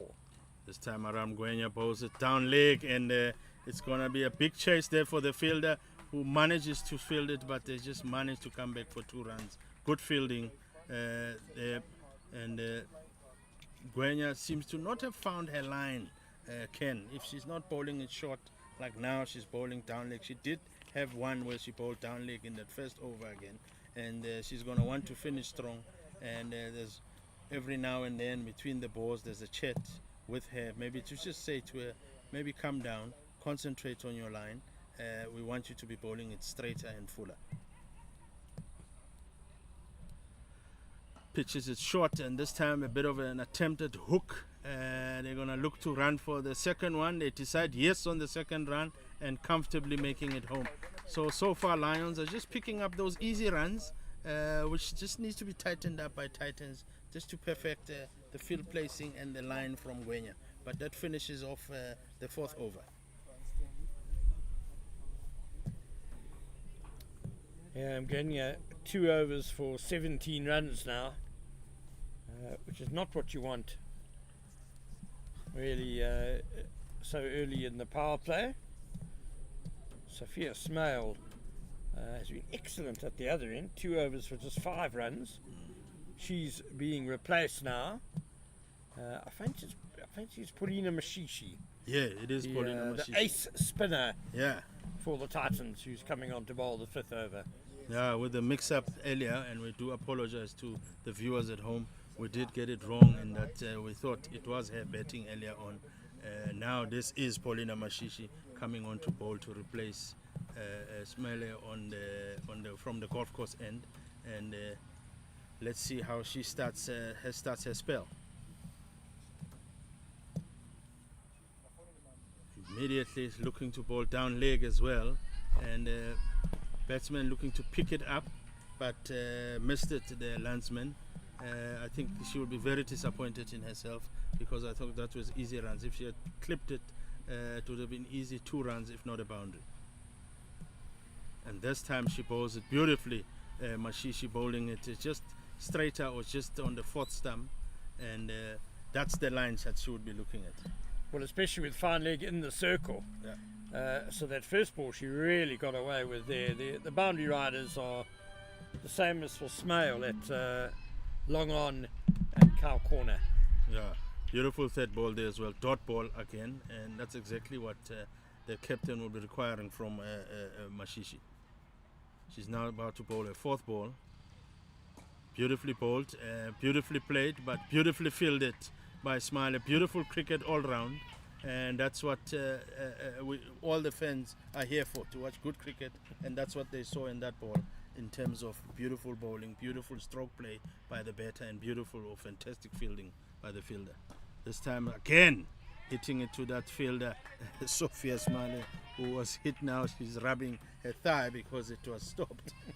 Missed the hands and hit the thigh, but stopped a run, which is what the end result, that's what you want.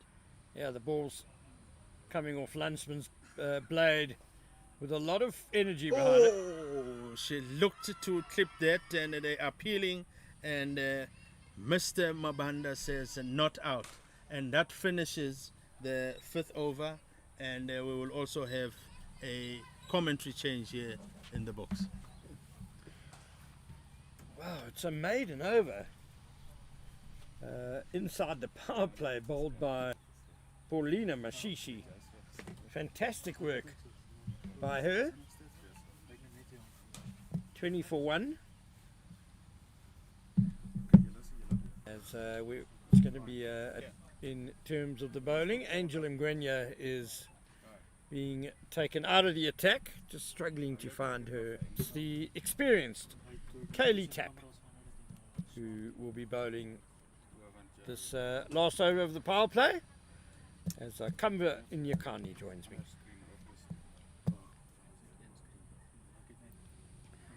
Yeah, Kaylee Tapp generally can take it nicely away from the right-handers, like she did there. Exactly what you're saying there. I have to see a bit of movement on that one as it hits the deck. You can see a bit of a nip away, but it has to be a lot tighter than that, Ken.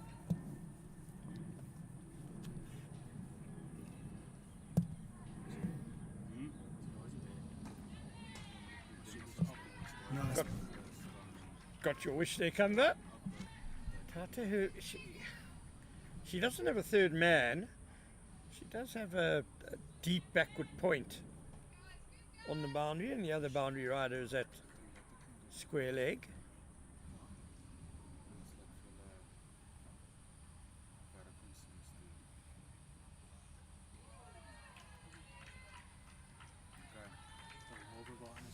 Umpire, but generous there. That one looked quite tight on that wide line, but the umpire makes a decision, says it's a legal delivery and not wide. Well, the Titans will want to finish strong here on this power play.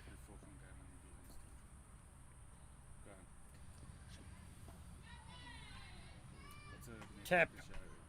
And I think she's got her. No, Umpire Mabunda says no. We're looking straight down the pitch, so we're not the right people to really judge about it. Definitely not the right people here, kid. We are the total opposite end. Even if it's just on our end, the chances of us making the correct call are very slim, unless it's an obvious one. But you can just see how a tidy, disciplined line and length can cause batters just to try and do something a bit out of the ordinary, especially in the power play.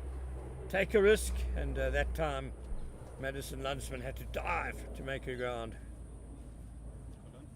That might be wide, surely. Yeah. This time umpire Dora Matleka does spread the arms. As I was about to say, Ken, Tap, I was about to say she was using all the experience both in the title line and she was about to do exactly that, but she bowled a wider one there, which was signaled wide.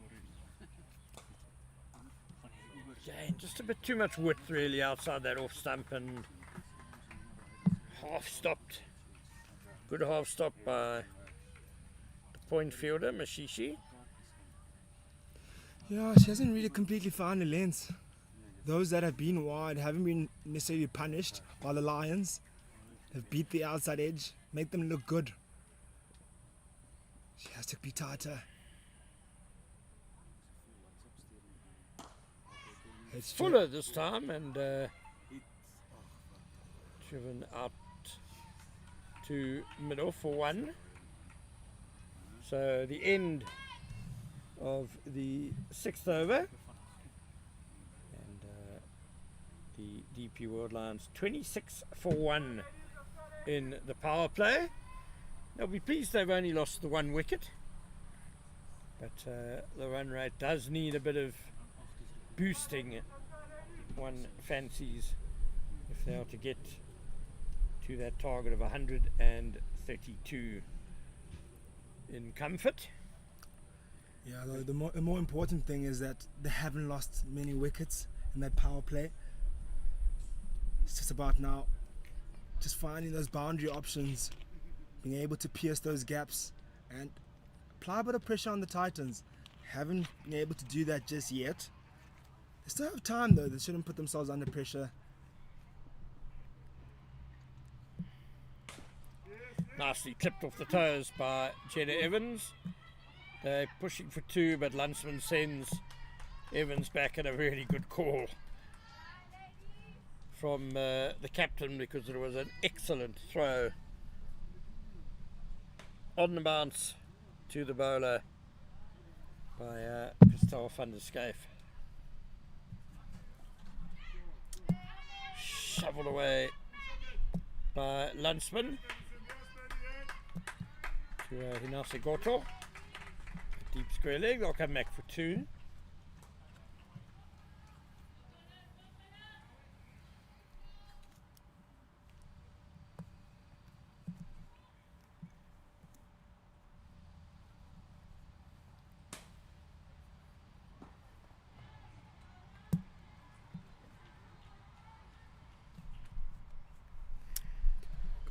Paulina Masishi was the Titans player of the season a couple of seasons ago. Went back to back actually. Sophia Smale getting good sharp work in the covers again. What a cricketer she has, batted so well. Has already bowled a couple of tight overs and shining in the field as well. Hit firmly past the non-striker. Took a long time to decide to run. There did Madison Lunsman. I don't know if she thought it was going to go for 4, but it's a lush outfield here at Irene. Really lush. Greg. A single. No, they turned down the run to square leg. Rightfully so. Yeah. It's the end of the 7th. Over. It is 30-1. Yeah, Katie Pryor doing... Oh no, yeah, was it? No, it was Rasika Maharaj doing sharp fielding there. Is this your first time here at Irene Villages, Kamala?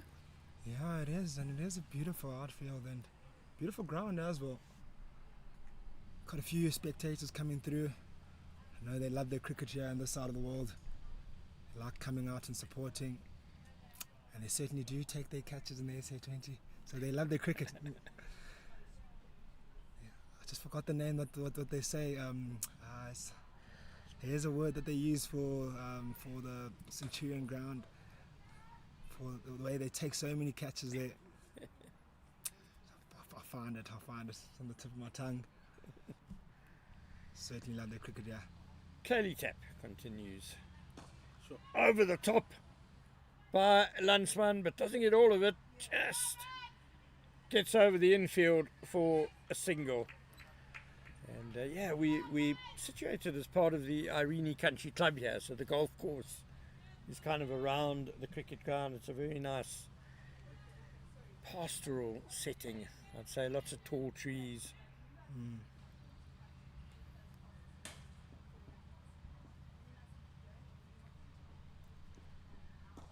Uppish on the bounce to point. Oh, good direct hit. You can almost sense now the desperation with the Lions. Every single ball hitting half gap or towards the field, they're looking to run. They're understanding the importance of rotating the strike right now, and they have to be very aware now, the Titans. There will be opportunities that will come their way. Run out opportunities, maybe possibly catches, because they'll be looking for boundaries. Discipline will be important. That's better. Evans just waited for it more and didn't try and force the issue, just placed for the single. Previously, both batters trying to almost drive Kaylee Tap on the up, and she hits the deck hard and gets a bit of bounce, so she's difficult to drive on the up, and twice the ball was spooned up in the air.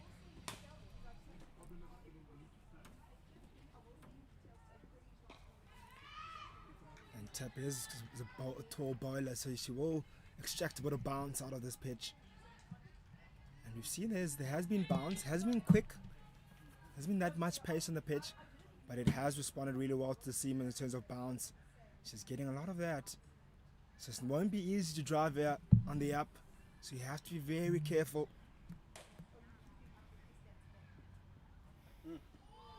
Looks to go big and misses it, all ends up. It's still pretty overcast here in Irene. A little bit warmer, but I don't think there's been that much sun on the pitch, and so I don't think the pitch has really quickened up that much. Again, makes stroke play a little bit more difficult. Really got to wait for the ball.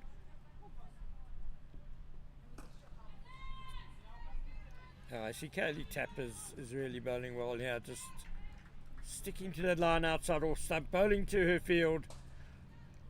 And it's the end of a very tidy over. 2 overs for 6. She's bowled now 32 for 1.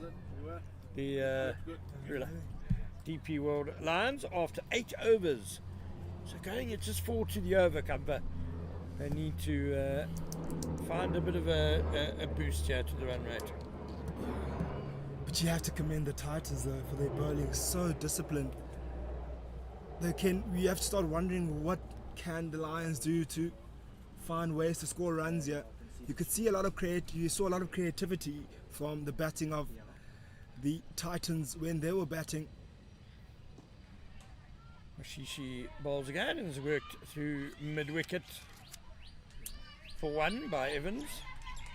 That's the first thing the Lions need to do, to answer your question, Cover, is they need to get the ones going. Certainly. Rotate the strike, share that load, share that pressure. Can't get bogged down on one end. Here we go, a bit leg side-ish from Miss but Evans didn't get all of it inside half of the bat. She will get 1 though. I think you make a very important point here, Ken, about the boundary option. When you're rotating the strike, can they capitalize though on that boundary option when they do get it? Can they? Because if you rotate the strike 3-4 times over and do get a boundary, it does become a big over. Straight back over the top by Lunsman. No, again, it's just a single. Speaking earlier about the small boundary here at Irene, the fence being brought in for this tournament, it does make the twos more difficult when it's a well-struck shot, but it's fielded on the boundary. Evans just losing her shape a little bit there. She works that to the onside again, just a single. Though I do get a feeling, that since the sun has been baking on that pitch, the timing of stroke play hasn't been as easy as the first innings, I must say. I just feel like in the first innings, as I say that, hits it straight up in the air and beats the fielder. A much needed boundary there for the Lions. Very close to the fielder. At middle, deep middle. But it gets the boundary. Exactly what we were talking about, Ken. Rotate the strike and then take that boundary option when you get it. And it turns out to be a good over at the end of it. Well, exactly. Just 1 boundary in that over suddenly turns it into a very good over. 10 off it, 42 for 1 after 9 overs. Tiani van den Heervoort out there at long on just seemed to stop a bit just before the ball went past her, which made it a very unlikely catch. She thrust out the one hand, but couldn't catch it. And so Madison Lunsman gets a timely boundary. She's on 18 off 25 balls. Jen Evans 15 off 19. As Kaylee Tapp will bowl her 3rd over. Nicely steered to 3rd man. Can they get 2 here? 3rd man had to run a long way. Oh, Jen Evans was halfway down the pitch. It wasn't on, Ken. And then changed her mind. Yeah, it was good fielding by Van den Heervoort. She was quickly to the ball and a good throw on the bounce to the wicket keeper. As much as you did mention, the boundaries are a lot closer here, so it's not easy to get those 2s.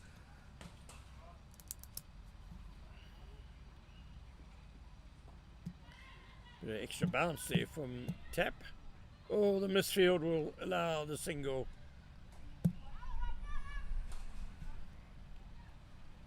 They need any runs possible here. All these freebie runs will count for the Lions, will release pressure. Because they were under pressure in that power play, and those misfields and those singles will release pressure, Ken.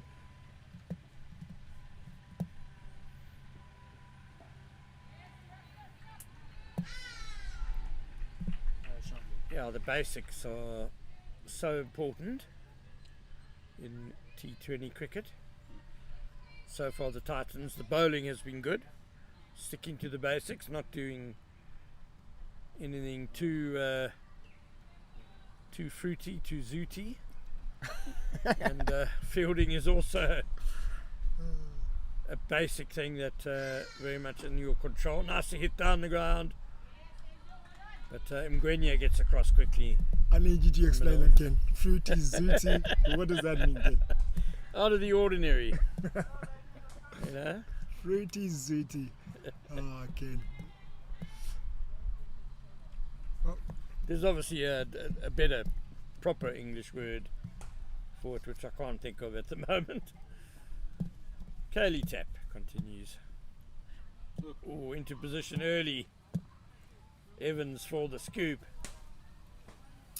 And that's what the consistent line, you see, it makes the batters just try and do something different. Leg by, signalled by umpire Mateka.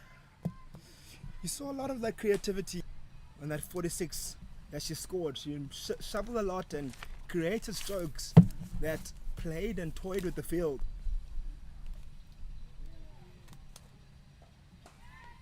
Backward punch to the backward point. Dot ball though, it is. That brings to the end of the over. The end of the 10th, that is. It is 45 for 1. We will have a commentary change. Well, welcome back to the table. We'll call it. Colin.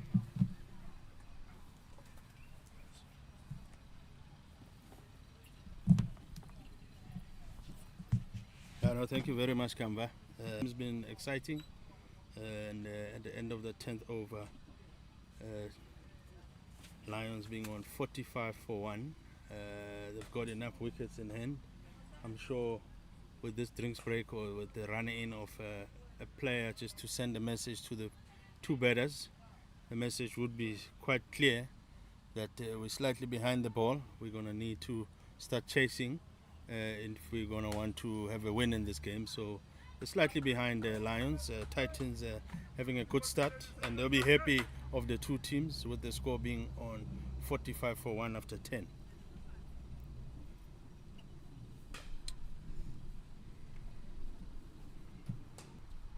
And running in now to bowl. Oh, there's a bit of an appeal, but Mr. Mabunda immediately walks away, shaking his head, saying no, not out, but he signals there that it's a leg by, so it was clearly missing. He was immediately made the call that it's not out. That was a really good delivery there. A lot fuller, nip back in, maybe a bit too much, and maybe just missing the leg stump. That's what maybe the umpire was thinking there. Not enough of it hitting the stumps. Van der Skeef coming in again. And this time bowls it straight again. It hits the legs of the batter there. And this time around, no appeal whatsoever. So far she's bowling, starting off very well in the first two balls of her spell. And as you see, the landsman not having a clue, because she looks like it is nipping in. Yes. From Van Skeef.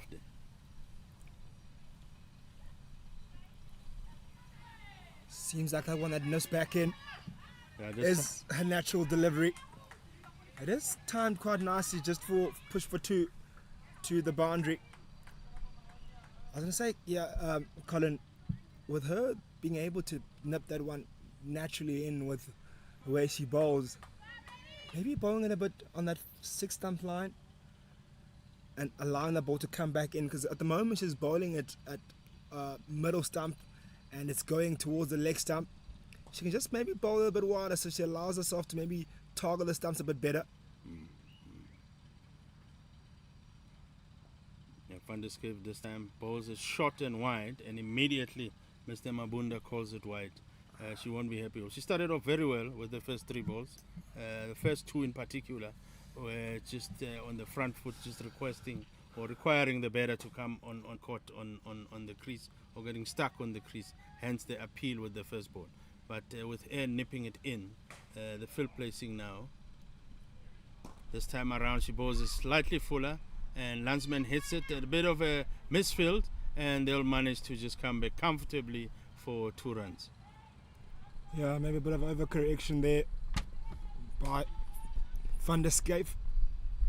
She's trying to do exactly what I'm talking about, but hasn't really found the accuracy of bowling that wider line, so she just overcorrected towards the legs and was almost punished for 4 due to that misfield into the block hole, and they just drop and run. Very good running there between this pair. Have to just keep on doing that. The boundary option will come. They haven't been able to get them on regular occasions, but the important part is just keep on ticking over the scoreboard, rotating that strike. The boundary will come. Now I can pick up the agency all of a sudden in the 2 batters, so the message was clear to them. Good shot, but good straight, and there is an appeal, and it is out. Good, fantastic fielding that by Van der Skype of her own bowling, and nice and calm, managed to hit it nicely to her, but she picked it up beautifully and was immediately aware that the batsman is out of her crease, and calmly just rolled it back and managed to run her out. So that's beautiful. It means while she's also, you want bowlers to be doing that as you bowl, immediately you realize that after bowling, and coaches always tell bowlers that immediately after bowling, you immediately turn into a fielder. Yeah, really good awareness there by Crystal Van der Skype.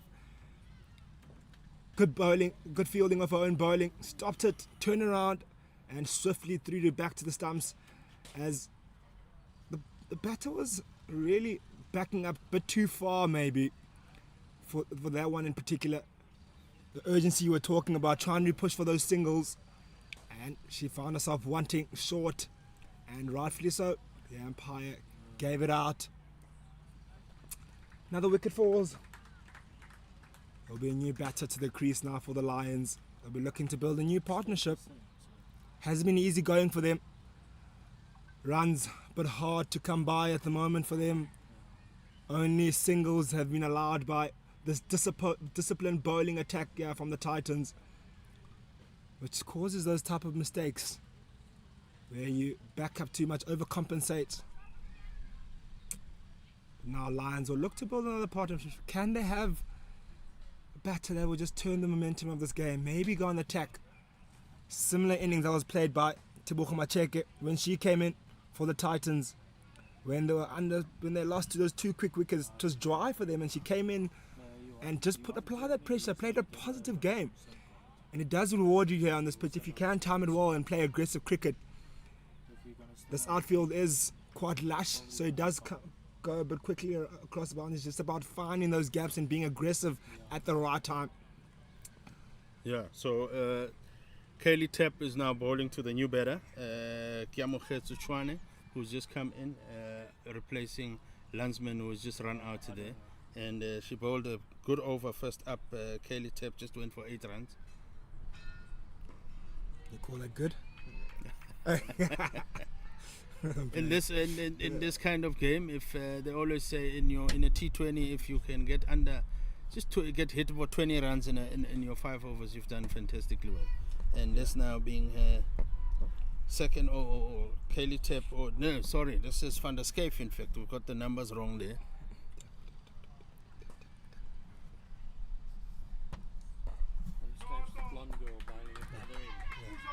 Kaylee Tapp, okay. Pushing hard for 2, and they get it. And they got it comfortably at the end. It is Kaylee Tapp bowling. The experience hit. They'll have to find a way to put her under pressure. Titans will be looking to her to bowl that wicket to wicket line. Once you put your experienced campaigner under pressure, it sometimes makes the captain now wonder, who do they look to? Can they find a way to score boundaries? Can they find a way to apply pressure? Kaylee too far to Kamogetsu Chwane, and that one goes slightly wide, but not wide enough to be called by the umpire. and a dot ball, which is what Titans will be looking for exactly at this point. Yeah, really punished Tap. She did the same thing in the previous over, bowling those wider ones, full wide or short and wide, but haven't been punished. They have to capitalize, really have to. Van der Scape to Chwane up, and there's a chance, and comfortably taking the catch, and Chwane now gets out caught at point, having chipped it over, and as you said earlier on, Lions not punishing those white balls from Tap and Kaylee Tap, and Kaylee Tap now picking up her wicket here. Yeah, Colin, it was there to hit. It was really there to hit, and didn't get good bat on that. All right. Didn't time it well at all. All right.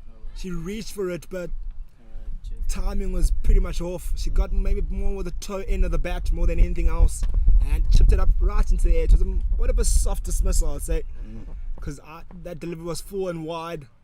She could have played any shot at it, but rather chipped it up in the air. Another wicket falls. 2 wickets fall in quick succession here for the Lions. They have to build a partnership now if they have any hopes of coming back into this game. Yeah, no, 100% right. You're right, Cam, but that was a soft dismissal. It's only her third ball, Chwane, so she still had to give herself a bit of time just to see what Kaylee Tap is doing. But yeah, she's now got dismissed, and the new batter is now Bella Johnson, who will now the hopes be on in terms of the Lions based on the experience that she now comes in, and Kaylee Tap will just be now looking to just do what she's been doing. If we don't get any wickets, let's just cash in on those dot balls, and in that way we manage to control this innings of Lions, because as we said earlier on, we were quite shocked with and surprised with why they won the toss and decided to bat, but now it looks like it's paying off.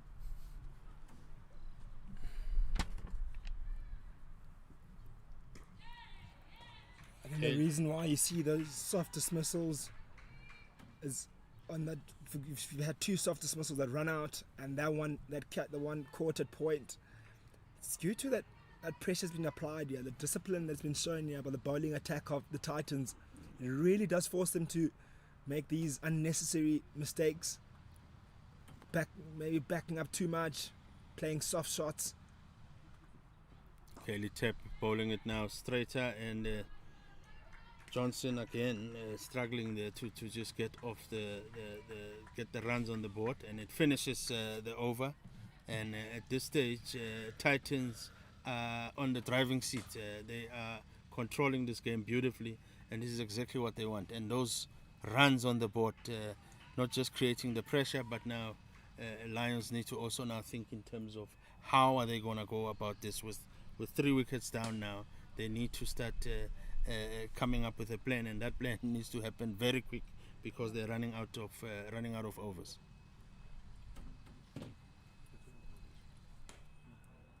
And it looks like Van der Scape will be continuing from that golf course end.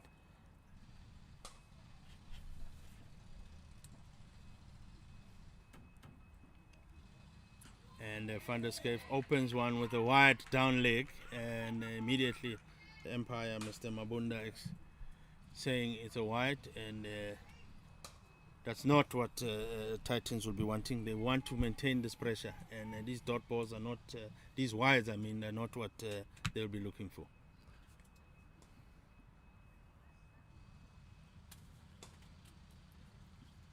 Balls it straighter this time, and picks it up beautifully there by Evans. There's an attempt for a second run, and they are going to get it, and they are going to get it comfortably. There was a bit of a panic between the two batters, but eventually at the end made it comfortably there. Yeah, I hear you say, Colin, that they can't afford to do that to Titans, but if the Lions don't capitalise on those loose deliveries, then it really doesn't help.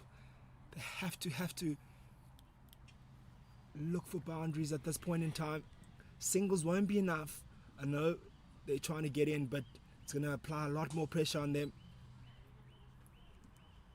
This time bowls it straight. There is a shout again from Van der Scape, and immediately the umpire again there, Mr. Mabunda, saying not out. That one was a bit too straight to start off. It started off a bit too straight, of which exactly what I was saying the previous over of Van der Scape. She has to start it around about that 4 stump line to bring it back in, to have a chance of hitting those stumps. At the moment, it's going down leg.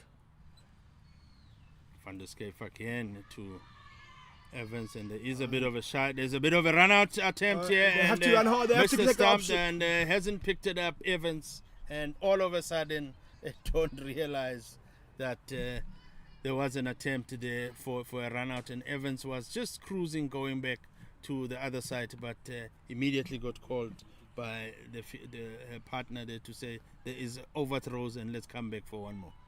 Got too excited there, Cullen. Saw an opportunity for another run for the Lions. Have to be aware of those. Have to be aware of those mistakes. Van der Schyff getting bowling and getting picked up, and again Evans hitting it straight to that fielder and getting caught comfortably. And she is the one who was now being in the time. I mean, on 20 currently, she was the one that Lions are looking at, and easy again, Kamva. If you look at the previous dismissal of Chwane, I would also say that bit of a soft dismissal. Yeah, 3 soft dismissals in a row now, and that does not help the Lions at all. They try to build a partnership, but does not seem to work out for them at the moment. Nothing is going their way. They're trying everything. I wonder what they're looking to do next. What's the conversation with the coach now? What's the message that has been sent out there? Because they are just falling apart at the moment. Nothing is working out. Seems like, though, I have to say, Colin, in the second innings, doesn't seem the ball was coming onto the bat quite nicely as it was the first innings. I'm not too sure if maybe it's the way the Titans are bowling, but certainly I don't see the ball coming onto the bat nicely. Stroke play hasn't been easy at all. If we look at the decision, firstly, that Titans took earlier on when they won the toss and decided to bat. I mean, when everybody, just the feeling around, everybody was saying, if I had won the toss here, I would have gone for a bowl. They decided, no, we're going to go for the bat.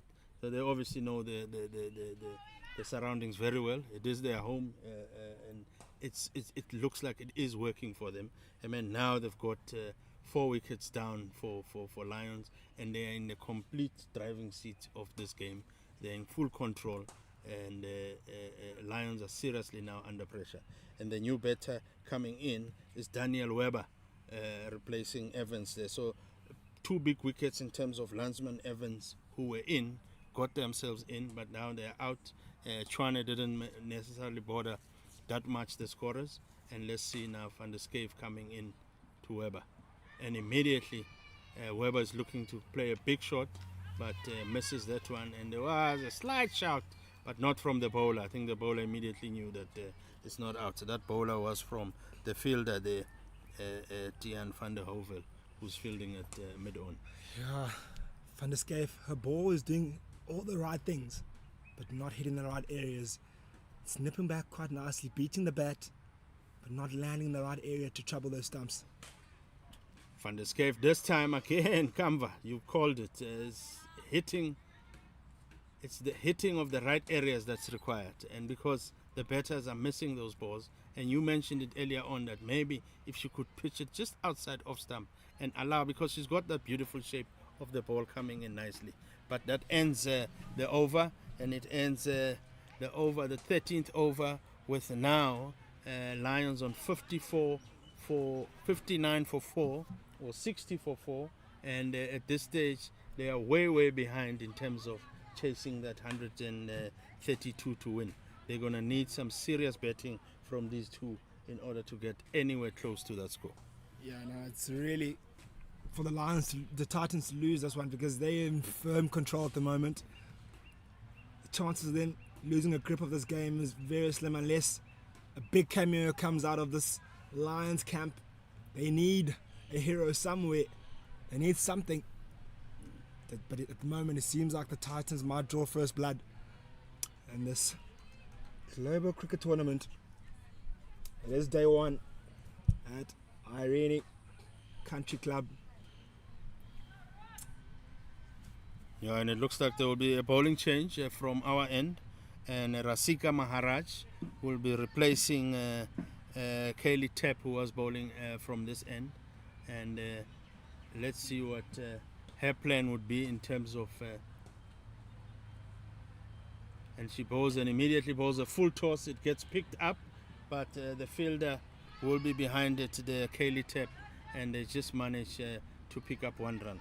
Good pick up there by Weber, but I'm sure she would have been disappointed in that full toss. She would have aimed at that gap and look to get a boundary from it. Colin, he has an opportunity. He has an opportunity for the Lions. And there's a good pickup, but straight to the fielder. Beautifully taken by the fielder there. Fantastic catch by Paulina Mashishi. And what a great catch. And immediately Kamba, Lions are now immediately under pressure. Wow. What a catch that is. Came off quickly off the boundary, set us up quite nicely, and took a brilliant one at the end with great poise. Made it look so easy. Those ones are never easy. Sometimes you make maybe unsighted when they come to you, and he came quickly at her. But it completed a brilliant catch at the end. As you see those replays, as you turn around, you can see how she even protected her elbows landing. Yeah. Just overall, the catch was so brilliant. She came in nicely off the boundary, poised herself quite nicely just before taking the catch. Then also when she lands, was very careful of the elbows, because that ball can easily pop out when you land, and she did that brilliantly. Yeah. What a take. An early wicket it is for Maharaj, is it? Yeah, Rasika Maharaj.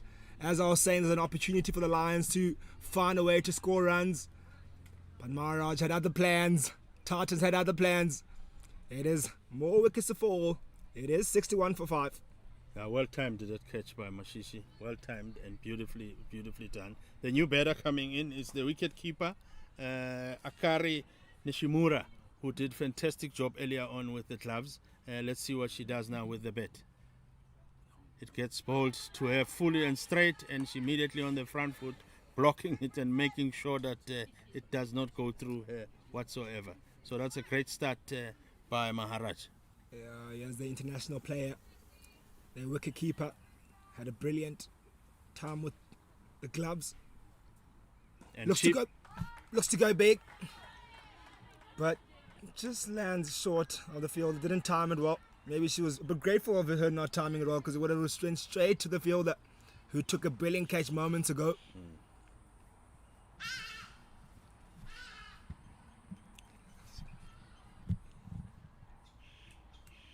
Maharaj this time, and it gets picked up again, but it gets hit into the gap.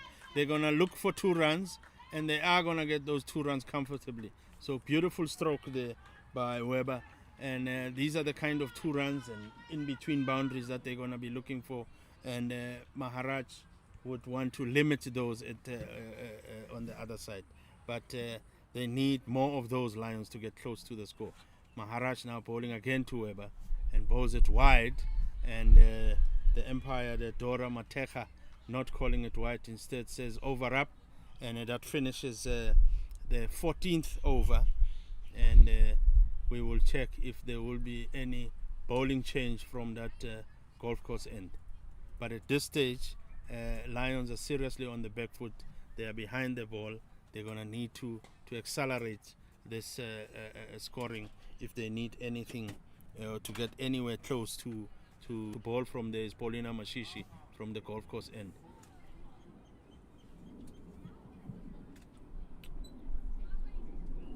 Paulina Mashishi coming back in to the attack.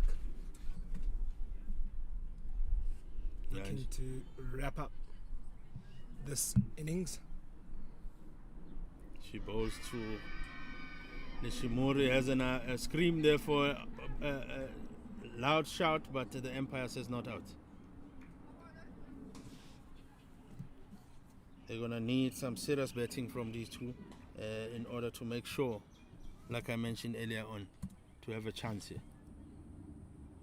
And this time around, she goes on the knee and picks up one, gets thrown in but hits the bat. They was very safe in terms of coming in Weber, so there was no way that she was going to be out.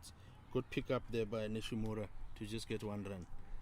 I think the bowler there would need to adjust Mashishi would need to adjust that line.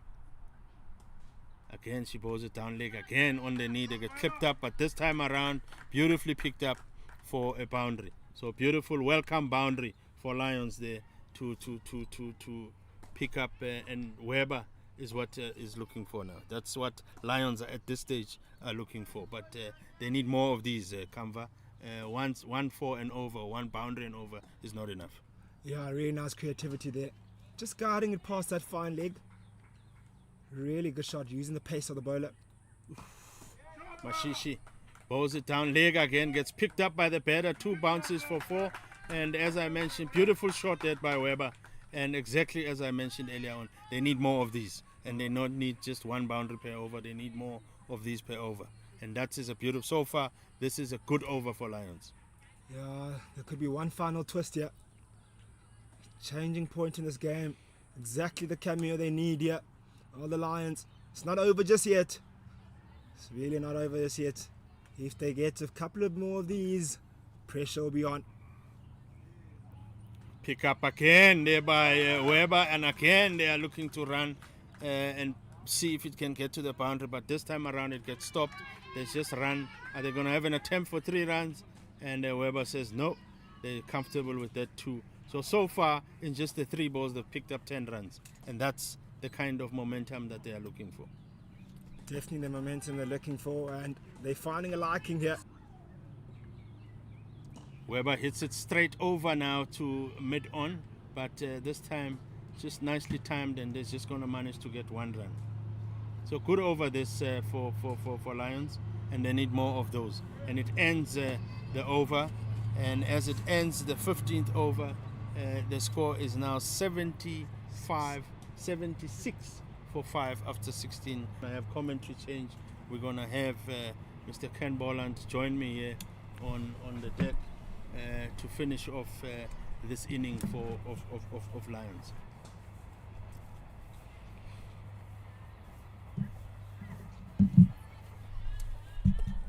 So 56 needed off the last 5 overs. The Fidelity Titans have had quite a firm grip on this game throughout. Well, certainly with the ball. Maharaj. Weber down the wicket. Oh no, she's taken it on the full and hit it to mid-off. Well, Colin, is that the Lions' last chance gone? Because Weber, we know she has the game that can finish these sorts of chases off. No, good pickup, the good comfortable catch from Robin Seal, and we've had these kinds of dismissals for Lions, a couple of them. I think this is probably the 4th one, which is a soft where they just hit it straight to the fielder, and I think we are now seeing the downfall slowly of Lions, Ken. Yeah, Colin, it's on the whole been a really good bowling display by the Titans, and when you build pressure like they have with good bowling, when the bad ball does come along, batters almost snatch at it. You almost, try and do too much with it. And that was the case there. Weber charging down the wicket, getting a full toss, almost getting too close to the ball, and could only spoon it up to wide mid-off, come extra cover. So a big blow struck by the Fidelity Titans and by Rasika Maharaj. Yeah, coming into bat now for Lions is Tracy Breast, and she will be facing Maharaj, who's continuing to be bowling from this end of where we are sitting, our commentary end.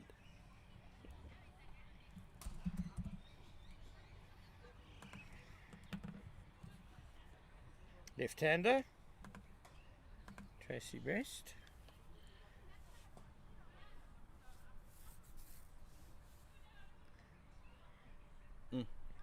Gets the sweep away nicely. It's beaten Van der Schaaf. That short, fine leg, deep square is running around.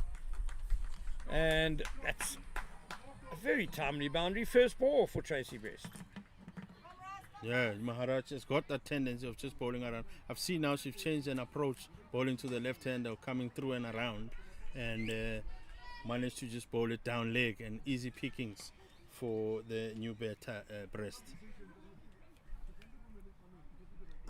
The wicket, but can only get the single to long on. So quite a brave move by the Titans. Bowling spin here in the closing stages when the chase is on. Yeah, I think they're on the driving seat, so I think they can control this game a bit in terms of just slowing it down a bit and knowing with Nishimura not as... The cover field was strengthened, 2 fielders coming into the ring, but nicely played. Nishimura just down to the vacant third man area for a single. Yeah, and singles are not enough, Ken. They need more than that in order to get close to that. They need 10 plus runs and over, so they need to do more than this. Boundaries, can Breast get another one? Nicely pulled away over mid wicket, but pretty much straight to the cow corner fielder. Just a I single. think Robin Seal will be happy with this. She'll be happy with just giving them ones, and she'll keep Maharaj, and you can see the communication to say just keep it there. Don't look to change anything. We're happy with ones. Again for the right-hander, a strong leg side boundary field, and that's where Nishimura was aiming, and Planimus to end the over. A good over by Rasika Maharaj. A good over for the Titans. They got rid of the dangerous Tanya Weber for 15 off 10 balls. Yeah. It's 83 for 6 after 16 overs.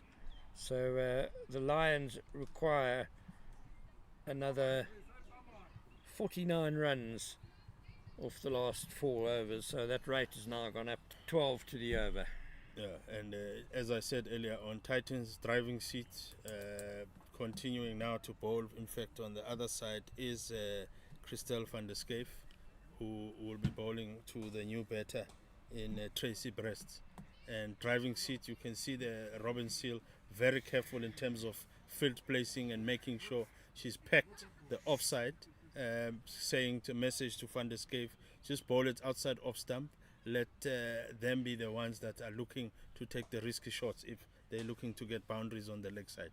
And I like this approach from Robin Seal. And she's taking her time. She's not in a rush. You can see in terms of field placing. So that tells you that Titans are in full control. 2 fielders on the leg side boundary at cow corner and deep square leg, and 1 fielder on the boundary on the offside, just in case the ball does go through the covers. Van der Schaaf. Backed on the pads, but don't think it's in a bit of confusion with the running. But they get a comfortable leg by.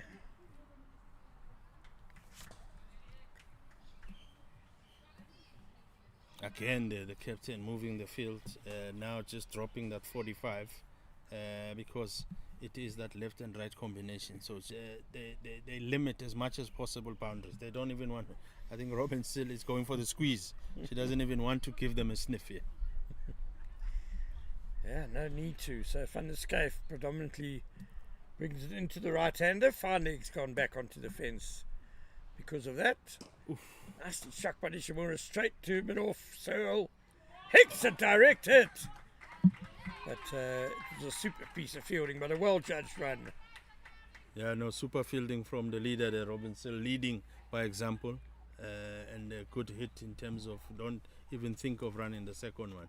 So good control, and let's see what Tracy Breast now does against Van der Schaaf.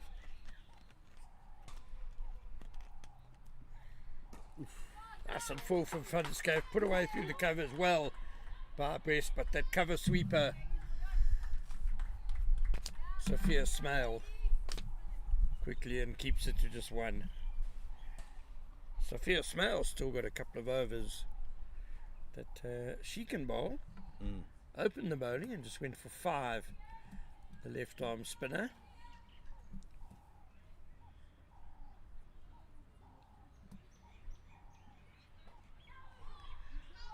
Trying to heave that over mid-on Good legs by Van der Schyff. Yeah, I'm just looking and listening to the captain there, Robin Seal. Even that one, when everybody has just stopped, she's the one screaming to say, get to the ball, so that she does not want them to be running. Good captaincy, good leadership. Make sure my side off, pulls it away to final for just one. Yeah, it's like a python strangling their prey at the moment, the Titans. Whatever the batters do, they just can't seem to get more than one. Yeah, quite right. In fact, a good analogy that good squeeze and slowly squeezing them out of the breath. Oof. Just short of extra cover. Titans won't mind. It's just a single again. Yeah, they wouldn't mind giving them 6 singles in and over, knowing very well that they need more than that. They need to double that. In fact, get about 14 at this stage. They need more than that. Now they're close to about 15 runs and over, Ken, and they'll be in the last 3 overs. They'll need more than that, and it looks like there will be a bowling change. And you called it, Ken, earlier on, to say Sophia Smile has got a few overs in her belt, and it looks like Robin Seal has just called her to come and bowl from our end here. 17 overs gone, 88 for 6. So the DP World Lions still need 44 runs off the last 3 overs. It's just a smidgen under 15 to the over, so it's going to take something pretty miraculous for the DP World Lions to win this game. Sophia Smile, the left-arm spinner, long on and long off, are going back to swap with her skipper from long off to long on. Yeah, 44 of 18, huge task. There's going to be some serious betting required here. And a reverse paddle is tried. It's a good option because there's no third man, but just wasn't good enough to pull it off.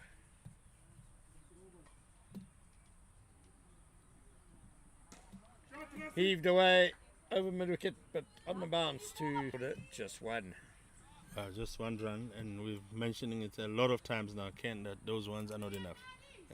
That one, she should have picked it up and placed it in the gap, which was there for the taking, and get a boundary.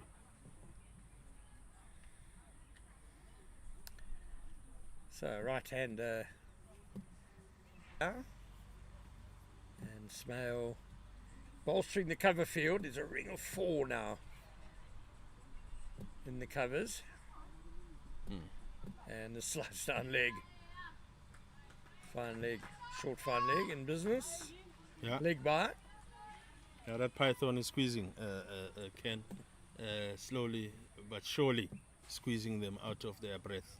And Smiley here doing a fantastic job, just giving them those ones. There is, yes, that left and right combination, but it's not helping at all here.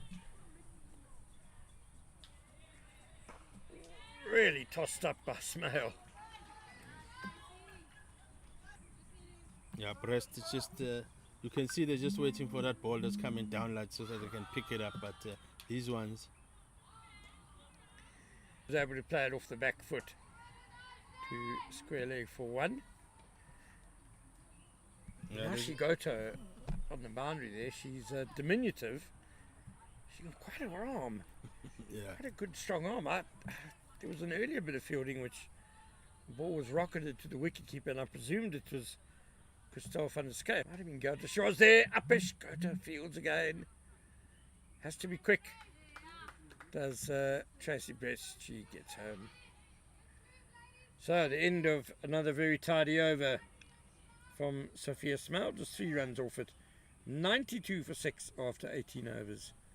And the Lions need 40 from these last 12 deliveries. 20 years, huge task. It's possible, but the way that Titans have been bowling and the way these two have been baiting Brest and Nishimura, they're not big hitters of the ball.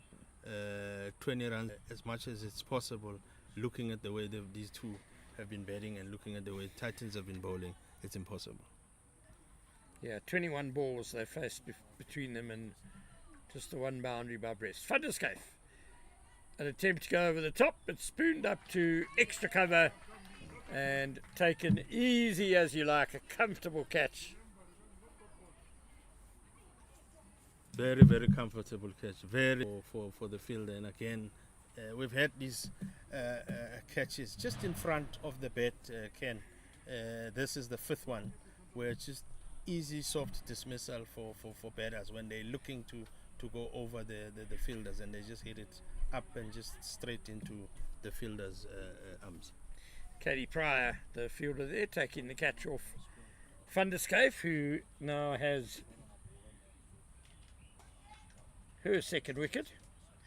Yeah, you know, there's a healthy covering of grass on the pitch, some of it live, so it's probably a little bit spongy out there, which does make stroke plan, especially hitting over the top, a little bit more difficult. Judging the bounce, getting on top of the ball, and there we saw couldn't do that, and just looping a drive to extra 6 off 12 deliveries, as we see Liani Swanepoel has come to the crease, the SA under 19 representative, better known for her bowling. That's nicely played. Has to be quick. Good fielding again by Katie Pryor, but well judged run. Yeah, no, well, nicely hit, nicely, powerfully strong, powerfully hit by the batter there. And you wonder if maybe was that the type of batsman that they need earlier on with that strength to come and do the damage. But at this stage, Van der Schyff, her job now will be just to keep it tight. Don't be greedy. Don't look to do too much. Just bowl it straight. Get them to get singles if they can. Brest then couldn't reach the ball outside off stump. Yeah, I must say the keeper Tebo Homachek has had a quiet day behind the stumps. Hasn't been troubled that much. Has just done a clean job behind the stumps with no too much of stumpings and nicks coming to her, because all the catches have just been in front of the bat. Sliced away, down to third man. Just a single.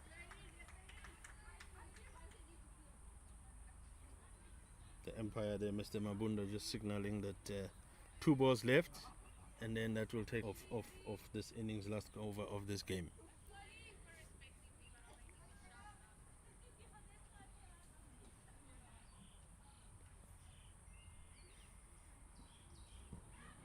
Oh, looked fairly straight, maybe angling down the leg side. Van der Schyff busy with the appeal, and only belatedly picked up the ball. Yes, and that allows them to go through for the correct leg by. You were talking about that earlier, Colin. Earlier on. That's what Robin Seal was saying, that just get the ball. And they were all looking at the appeal. No one was concentrating on the ball, and the 2 batters just managed to get a run in between.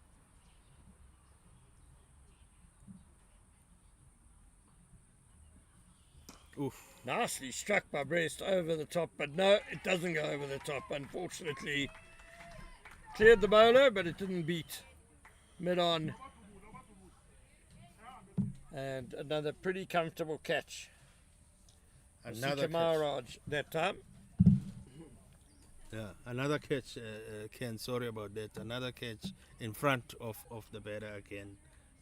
Easy catch for the fielders, and they've made sure that any catch given, they take them.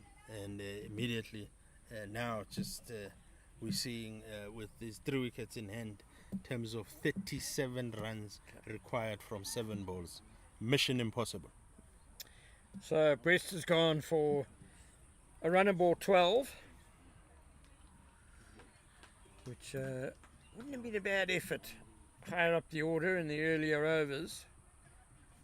But when she came in, the run rate was already heading towards double figures per over. So Sophia Smale will finish off the match with her left arm spin.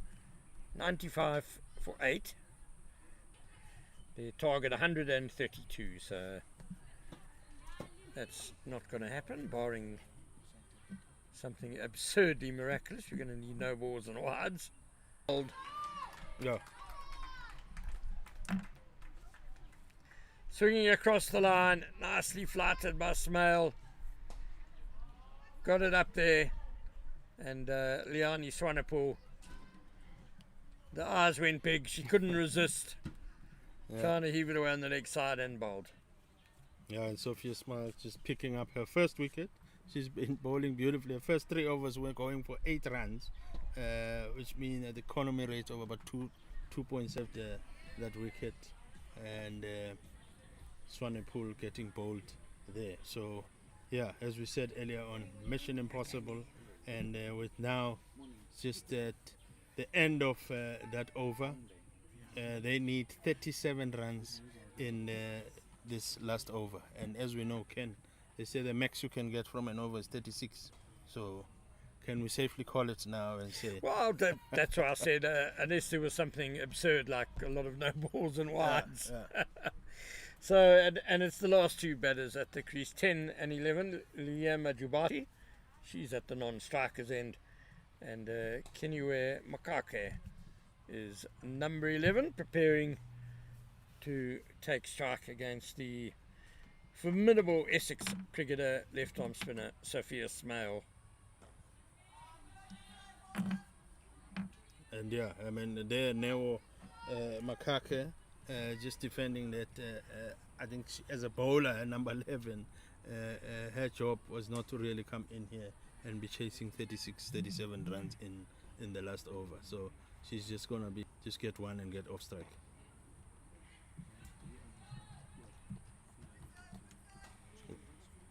I think at this stage, Ken, with everybody's here, the Sophie Smile just bowling and making sure, but there she bowls a wide one, which manages to get Makake off the strike and gets the new batter Jubati have a bet and face